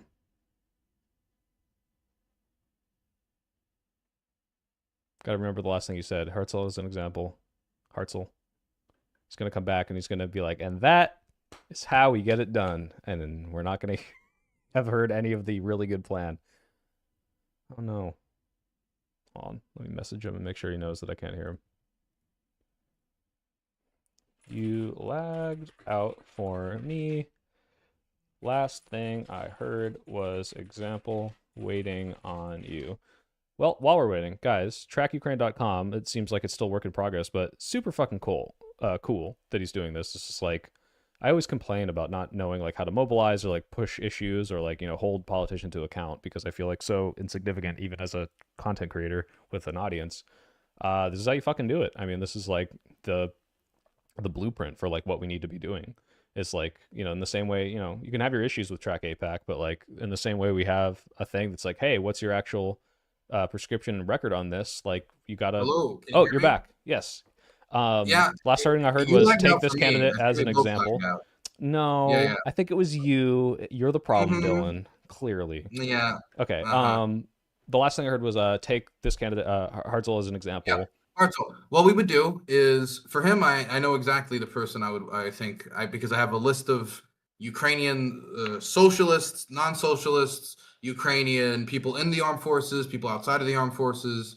I have a long list of a lot of Ukrainians seem actually really interested in participating in this, who would go and speak to them directly about the experience of the war, directly why they think it's necessary for ballistic missile defense that are slamming into hospitals, children's hospitals, nursing homes, that it's necessary, that America asked for Ukraine to disarm itself. Ukraine was asked to give up its atomic weapons, and Ukraine has been asked to depend upon the United States. And I do believe our promises matter, especially when it leads to the deaths of these people. And, you know, our security is tied together in that manner. So they could go and talk about it from their perspective. They could talk about it from my perspective, whatever perspective they want. But they communicate to this person why it matters to them. Because my first inclination, right? I don't assume malice. My first inclination is you care about what you see. Yeah. And a lot of people see what's happening in what they care about, whether it be Palestine, whether it be Sudan, but they don't see what's happening in Ukraine. Yeah. Because like you said, like a lot of the journalists have moved on for various reasons. Like a lot of people are just naive to the fact that it's still going on, the struggle still matters, like it's just out of the conversation. So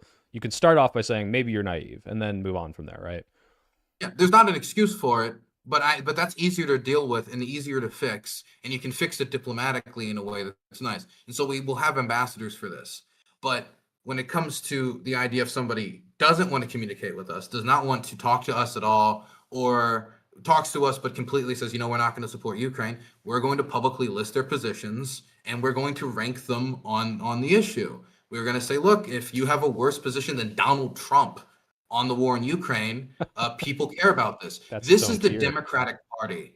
This is the Democratic Party. This is not the Republican Party. Democrats believe that Vladimir Putin installed Donald Trump into the White House through misinformation and disinformation. Some of it's true, some of it isn't true, but that's the general perception of the Democratic Party. They see the type of government that's in Russia, and it's abhorrent, and how it treats homosexuals, and how it allows no civil society. And they see what they've done to the Ukrainians, a people who asked us and them to consider their sovereignty when they gave up their atomic arsenal, and has continuously violated these treaties, committing atrocious war crimes, is engaged in cultural erasure and a form of ethnic cleansing in occupied territories, right? And when I say ethnic cleansing, I mean that they are moving in settlers to take the homes of the people they displace. And if you take a home as a soldier, you can stay in that home.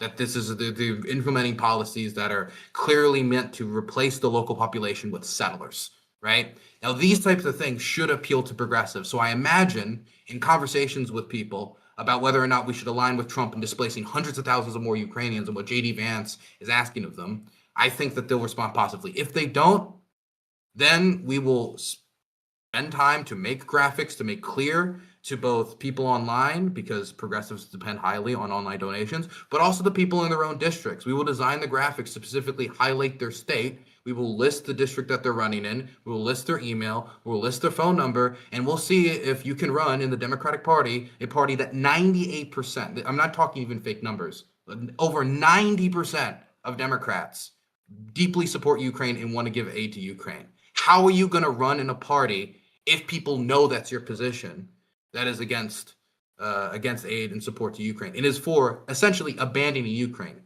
Hartzell's position, in my opinion, is currently abandon Ukraine, right?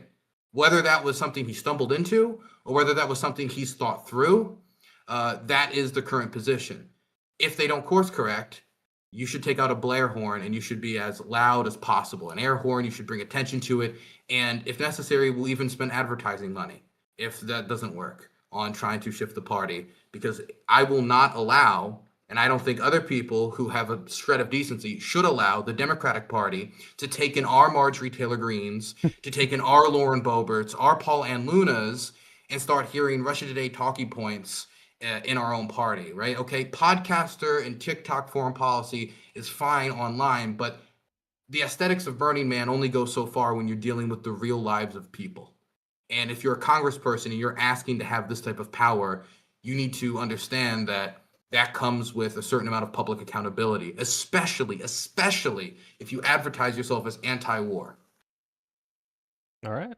Yeah, fucking base, dude. That's awesome. Like, you set this up like completely independently, and now you're just like reaching out and I funded it all out of my own pocket. I paid for the website design. I paid for the description. I'm doing everything. I'm funding completely out of pocket. It costs a bit, but primary seasons right now, and how I'd like this to go is I'd like to basically start making these posts online, start getting the newsletters, start getting everyone's emails, giving people like activist updates about like what's going on. And once people see what's going on, and once people see that their position could become public discourse, they reevaluate their position and they course correct. People remember that there was a letter from Rashida Tlaib and a bunch of other progressives, Jamal Bowman and others, early on in the war in Ukraine that was later deleted after conversations with not only Democratic leadership, but also those who were directly affected by the war, right? That was the progressive wing of the party that course corrected after maybe they said some things that might not make too much sense or might not have been really that helpful to the Ukrainians. I don't see why the same thing can't be done on the campaign trail to avoid the problem, nip it in the bud before it becomes more terrible to fix, more expensive to fix, more like we're going to have a public discussion about Russophiles in our own party. Like, I don't want that. And I don't think Hartzell is a Russophile. I don't think that. Let me be clear. But we can't allow Russophile takes or Russophile positions to seep in to a type of appeasement or a type of inaction on war. Hell yeah. Awesome. I mean, yeah, no, I super agree. I've already signed up. I showed the chat. I've pinned it. So I don't know, I'm looking forward to this shit. I will say this is like my one concern. When I see the track APAC people, I see that they have a lot of like weird statistics on how they rate who and who is not like Zionist in their eyes and pro-Israel in their eyes, and they'll like try to completely write off candidates for maybe not so, in my eyes, legitimate reasons. What do you think like the ultimate criteria is going to be with this tool, with the graphics that are going to come out? Like, are you vehemently pro-Ukraine, or do you have a position that is like, this ranking sort of thing? With Track APAC, it's just like black or It's a white three. sort of issue. We have essentially a three tier. We have three tiers. The first tier is green, and our standard is you need to join Azov, fight on the front. No, okay. Our standard is Get the tattoo. Yeah. you need to just support aid to Ukraine until there's peace. At the very least. At the very least, you need to not leave them hanging with no means to defend themselves, no means to protect their people. That really is the centerpiece in everything. If this project grows, I have other ideas for what we can aim for once Democrats take back the House, which is why I'm doing this now, and I'm not doing this later. Yeah. Primarily, I would point to the idea that Republicans held up Ukraine aid over immigration. Why can't we hold up any Republican priority over dealing with the war Trump said he'd deal with in 24 hours, and now we're going on 2 years and he hasn't been able to fix it? Yeah. He hasn't been able to fix the situation. I would like to see Democrats win on that. I asked the vice chair of the party about this directly, and she said it basically would be nice, but I got no commitment. And so we need to act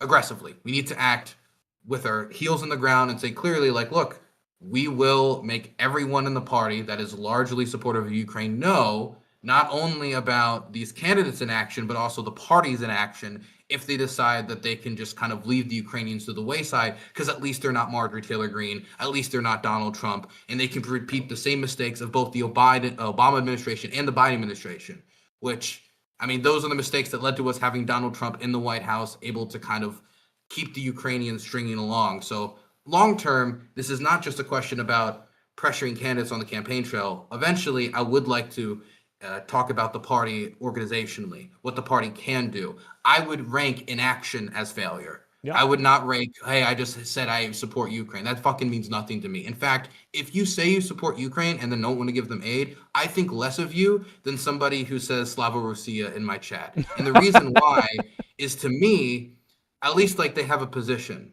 At least they believe something.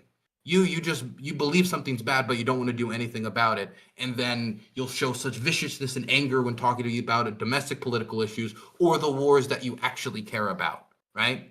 Because then you just sound like J.D. Vance. What did he say when he was running for Senate that he had to apologize to the Ukrainian community for before reversing it after he won? He said, I don't care about the war.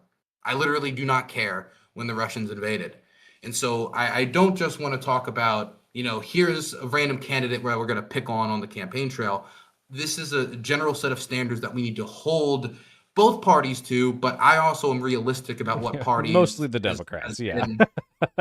Yeah. I mean, it's probably going to be mostly the Democrats that are going to be responsive to this, because that's where the base that cares about this is, right? Wine Moms of America support Ukraine, and it shouldn't be that Wine Moms of America are somehow more progressive than like 20-something, TikTok progressives. And I say TikTok progressives as in, the type of media consumption is different, and that allows whatever the algorithm to serve you to kind of choose a lot of times what you see. And sometimes it might be Russophilia, or might be sympathies for the invading power, whether it's based on color, tinted glasses from the Soviet Union or whatever. We need to make sure that we're organizing on this, because right now there seems to be an assumption that the party will just handle it. Well, I don't need to go talk about Ukraine because the establishment cares about Ukraine.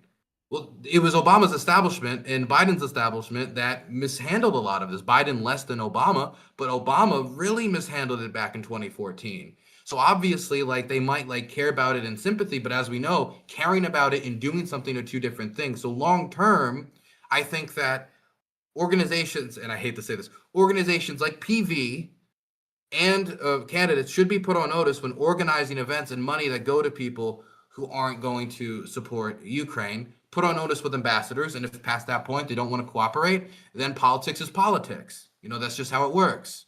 Yeah. Man, you're saying it so well. I have almost nothing to contribute. I just have a solidarity boner, dude. This is awesome. Yeah, full support from me. I really think this is important. I mean, it sounds like you have Ben's ear, so people like to say, he just threw Dylan in there to throw Ukraine a bone, but I think he legitimately cares about this, and I think he'll dedicate time to it. And if he doesn't, I mean, that'll. And I don't think Sam is. I'm saying names like everybody knows these people, but I don't think these people are in opposition to Ukraine. I've had earnest conversations with these people before, but I also don't know how they choose which candidates they're going to fundraise for, because if Hartzell said he didn't want to do anything about Palestine, would they have put him on with the people he put him on? Yeah. No. But Ukraine, that gets a pass. That's different. That's okay. And I think that standard has to be crushed, because not only is it wrong, to abandon these people, but it's also electorally stupid. Yeah, it's Because incoherent. again, It makes you look trying like a to run in the hypocrite. Democrat Like, Party. yeah. All right. Awesome. Well, guys, check it out. I pinned it in the comments. Please go sign up for the mailing list. And fuck yeah, dude. This is really inspiring to me. I mean, like, shit like this is like the reason that I'm like, damn, I can't wait to get big and like mobilize an audience to do something cool. I hope I get to do something half as cool as this and set a standard. So thanks, man. Appreciate it. Any other than the project? Oh, see, now I feel bad for like snubbing on Live and Learn with like, the 4 times this big audience, because this would have been great to announce there. I mean, I'll actually bring it up next week just as like a plug at the end when we plug all our stuff. But yeah, anything else you want to talk about? I would ask, like, do you think that PV, because this is the thing that got me, right? I align economically and politically much more with the general activist base at PV than I probably would with a lot of the people at the ground game.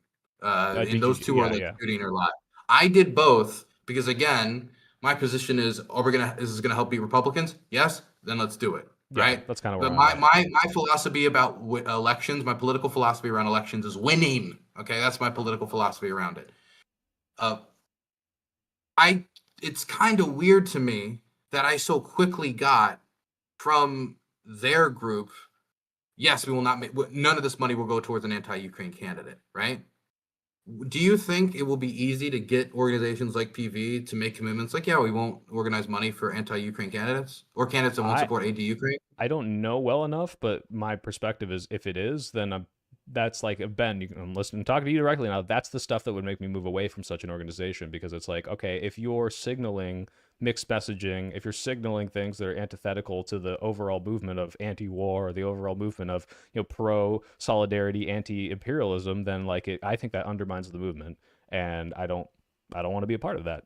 If there's a more consistent organization that's willing to be consistent and help those movements, I'm going to go with that instead. But I like the idea that there's like this friendly competition between them right now. I like the idea that both are, pushing the party in a way that can hopefully fundraise and beat Trump. So like, until it becomes a thing where it's actively detrimental, which I think could happen, I'm not saying we're not close to that potentially, depending on which candidates they pick. I think keep getting active and donating and working and volunteering. So, do you think that if an organization like PV didn't, that would be things that would make sense to cut ties over? Yeah, I think the biggest concern that was raised in that panel, was it this week or last week, was, hey, this is getting usurped by tankies. And I was like not convinced that was the case. I mean, a lot of them are like from the Vosh community, and there's some tankies there, but I think there's also like, pro-Ukraine progressives. But if it gets to the point where this organization is actively demonstrating, here's one of our policy positions, and it is antithetical to what you believe, like, we're not pro-Ukraine, we are not pro-Taiwan, and we won't make those concessions. Like, maybe we'll throw a bone to a pro-Taiwan candidate, but ultimately we're fundamentally anti, or we're pro one China or something like that. I'd be like, all right, well, that can't be what I attach my name to. That's where the line gets crossed, where it's like, these are now our hardline stances that are not what you believe. Yeah. I gave Oliver credit on Ukraine, honestly, partially because I just got to choose to pick my battles, right? I got to pick my battles a bit. Like, I could go out there and I can make an impassioned speech for the self-determination of local populations and like the governance model of the Taiwanese and how they have a right to make these relate. But this is what I know. This is where I have my ties. This is like the war I've like put my life out there for, and will continue to until it's over. So that's what I'm trying to focus on. But I would wonder if an organization like PV, I think, would probably be most served not by necessarily going out there like, hey, I'm going to cut ties with Hartzell. Like, sorry, Hartzell, we've been shamed. We've been shamed into this. It would probably be better, hey, we would like to facilitate a conversation between X and X group, because we know that these organizations or like Ukrainians have noticed that you haven't had a position, and they would like to talk to you about expanding your anti-war worldview. Yeah, so Right? not I just think like the that would security probably be the testing, best but role for like, them. yeah, let's try to facilitate pushing these people in the right direction. And then if it becomes the case that these people are, I think if you give them the space to elaborate on this and they double down or triple down or even say even worse things that are like, pro Russia propaganda type stuff, then it's like, all right, well, like maybe then you're not someone that we should be endorsing. I agree with that. Like that level of purity, instant purity testing, I think is harmful, but being able to like really expand and try to push these people in the right direction is like even better. Like it's like, okay, like here, let's give them a chance too. Like this is not like a thought terminating end of the conversation. Well, final question for you then. Like what would an organization have to do for you to be like, okay, I'm cutting ties? Because like you have it worse than me, right? Like you and I probably have very similar politics. You have like a deeper grievance, even though we agree on Ukraine. Like you have more personal stake and more investment in it, and they'll work with Hassan, and Hassan has fucked you over, right? So like, or it's just said like terrible things about you. What would your line be?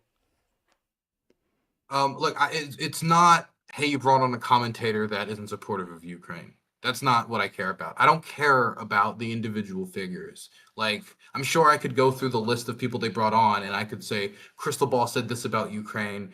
This person said that about Ukraine. This person. I don't care even really that much about the content creators. I care about the votes in Congress. I care about those who are going to actually have the power to decide who lives and who dies. That's my line. And so my line is life. My line is us actually standing with the Ukrainians. And that means aid to Ukraine. That means not abandoning them. That means supporting Ukraine. But that largely lays in what our country can most give them, which is ballistic missile defense and the capacity to defend themselves, while not doing it for neo-colonialist resource grabs and like the current policy of the administration. How much did we hear from the left? Outrage and Trump trying to just steal resources. It didn't get that much attention, even though this type of trend of trying to squeeze the Ukrainians from every ounce of value as they're struggling to survive is deeply immoral. I'd like to see commitments that they would make sure that the Ukrainians are our partners, not Hey our pigs. resource pool, not our meat shield, our ally. Yeah. That gave up atomic weapons for international security. That would be my standard. And look, I think a lot of this will be hopefully solved through dreamers going into cold, harsh earth. And what I mean by that is the left right now is a movement of dreamers, where many of our people have not really been elected to office yet. The ones who have found that cold, hard earth. That's why progressives in elective office, none of them are against aid to Ukraine. Some of them might be against seizing Russian assets, Ilhan Omar, like specifically, but it'll be for different like legalistic reasons rather than don't support Ukraine. Once you go out there and you have the dream of a peaceful earth, I was a Mike Gravel kid. People forget that, right? People view me as extremely hawkish due to my views on Ukraine, but I came up as a Gravel kid. That was my first like step onto the political scene. I think once they get out there and they realize like Trump tried to end the war. A lot of people tried to end the war, and the Russians kept going, even though we both made agreements to support the Ukrainians. The Ukrainians need the means to defend themselves, or hundreds of thousands of people would be displaced, and the homes that are taken over will be given to the soldiers that displaced those people. Right? That's a deeply immoral situation to allow, considering that their security was tied to our security through the assurances we gave them. And maybe you wouldn't have given that assurance back in the 90s. Maybe you would have told the Ukrainians, give up your nukes, but we give you no assurances. The Ukrainians have to defend on that for their lives. And so abandoning them is an immoral position. And so I think a lot of them, through these dreamers finding Washington, finding the history, will hopefully realign their dreams to be inclusive of Ukrainian liberation and Ukrainian self-determination. That's what I hope to see. But if we don't see that, then we go fucking hard. That's the only other option. All right. Fuck yeah, dude. Dude, you're like the most consistently based person in this space. Who the fuck else is putting their life on their line, their funds on the line, like actually holding these people's feet to the fire? You inspire me, Dylan. I appreciate you. So yeah, I'll Thank you, shout you out again Stoico. I'm on also Monday. homosexually attracted to you. I agree. Okay, thank you. Um, You're yeah, welcome. awesome, dude. Let's let's see. I mean, yeah, let's see where this fucking goes. I'm gonna promote this again on Monday, and yeah, best of luck to you. This is fucking awesome, dude.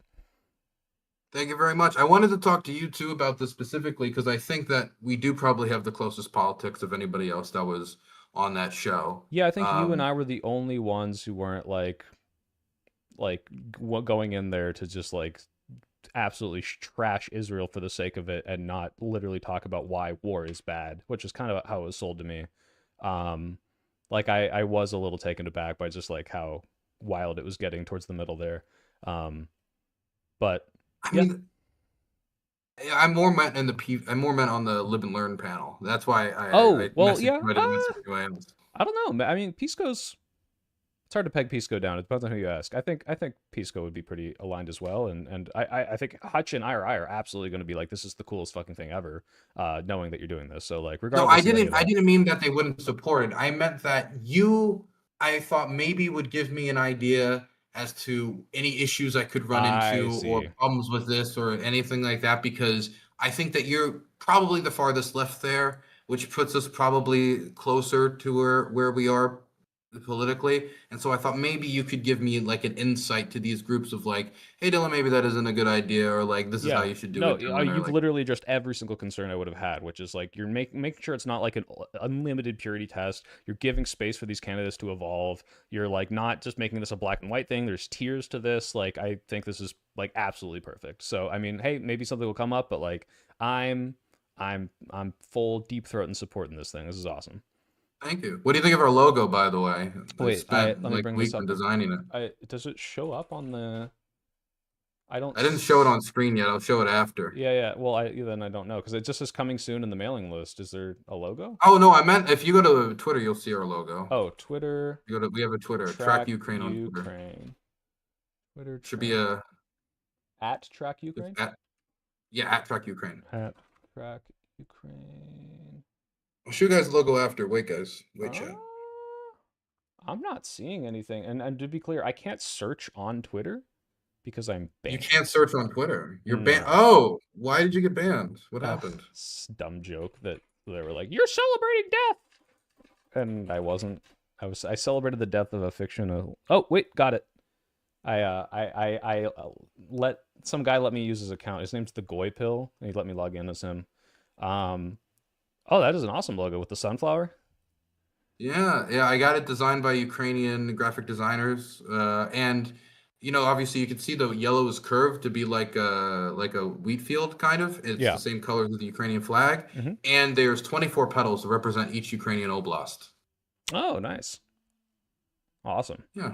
All right. Followed, promoted. We'll double promote next week, and Godspeed. This is great. Awesome. And so that means if we start the pressure, you'll join us in the pressure. You'll absolutely. Let me put on my best LBJ impression. You're gonna share all the posts, every single one that comes in your feed, right? Because you love Ukraine and you don't want to abandon Ukraine, correct? Yeah. I mean, hey, I was doing the fundraisers for a while for the trucks. I don't know if you saw that. I don't know if you were on the live streams for that, but yeah, absolutely. I'll be retweeting that stuff. Hey man, I'll show up to the politician's office and stand menacingly and then also ask them for a polite conversation. So whatever it takes. Funnily enough, I don't participate in military fundraisers because I take the divide between being a journalist and directly participating in war like really seriously. It's why sometimes I get irked when I get called like pro-Ukraine activist instead of journalist. But then when I do stuff like this, it's like it's totally fair clarification, but it just makes it look like it can sully the journalism, or it can like sully the image of independence. But when I'm acting like right sector, far right, like the actual far right of Ukraine in their military base, like 3 miles from the Russian border, like, so after the war, are you gonna bash homosexuals? Like I'm asking those types of questions. I think I'm not bought out by Big Zelensky. Yeah, gotcha. All right, well, awesome. Thanks so much, Dylan. I appreciate it. And yeah, if you have anything else later, let me know. Anything I can do to help. Sounds like PV Ben at least wants to dedicate time to it too, or just let's just. I saw PV followed us, so like it would be great if PV facilitated this conversation, and we started on a good note. We didn't start on a on like some, because I really think that the genuineness can like take a lot of the pathway here, like do a lot of the work. Yeah, awesome. All right, thanks again, man. Best of luck. And thanks for talking to me. I know this isn't like a typical conversation, but I needed somebody to bounce this off of. No, of course, this is great. What's the prequel mean? We will look to your career with great interest. So That's good. That's good. Okay, all man. right. See you All right. later. Alrighty then. Thanks everyone for tuning in. What's left? What's left? Still working on the video. I'm gonna go edit right now, so I appreciate you all being here for this brief break, 3-hour break. Jesus. Go check out Dylan, the Track Ukraine mailing list, or on Twitter. I pinned the comment. There was a fun conversation with LonerBox. I don't remember everything now, so it's hard to wrap that up. But I don't know. I'll upload the VOD so we can go talk about it at some point in the comments. Yeah, thanks everyone for being here. Type 1 to the deep state. Have a good week, and new video soon. Sorry it's taking so long. A lot of bad things are happening to me right now, and I'm trying to fix them.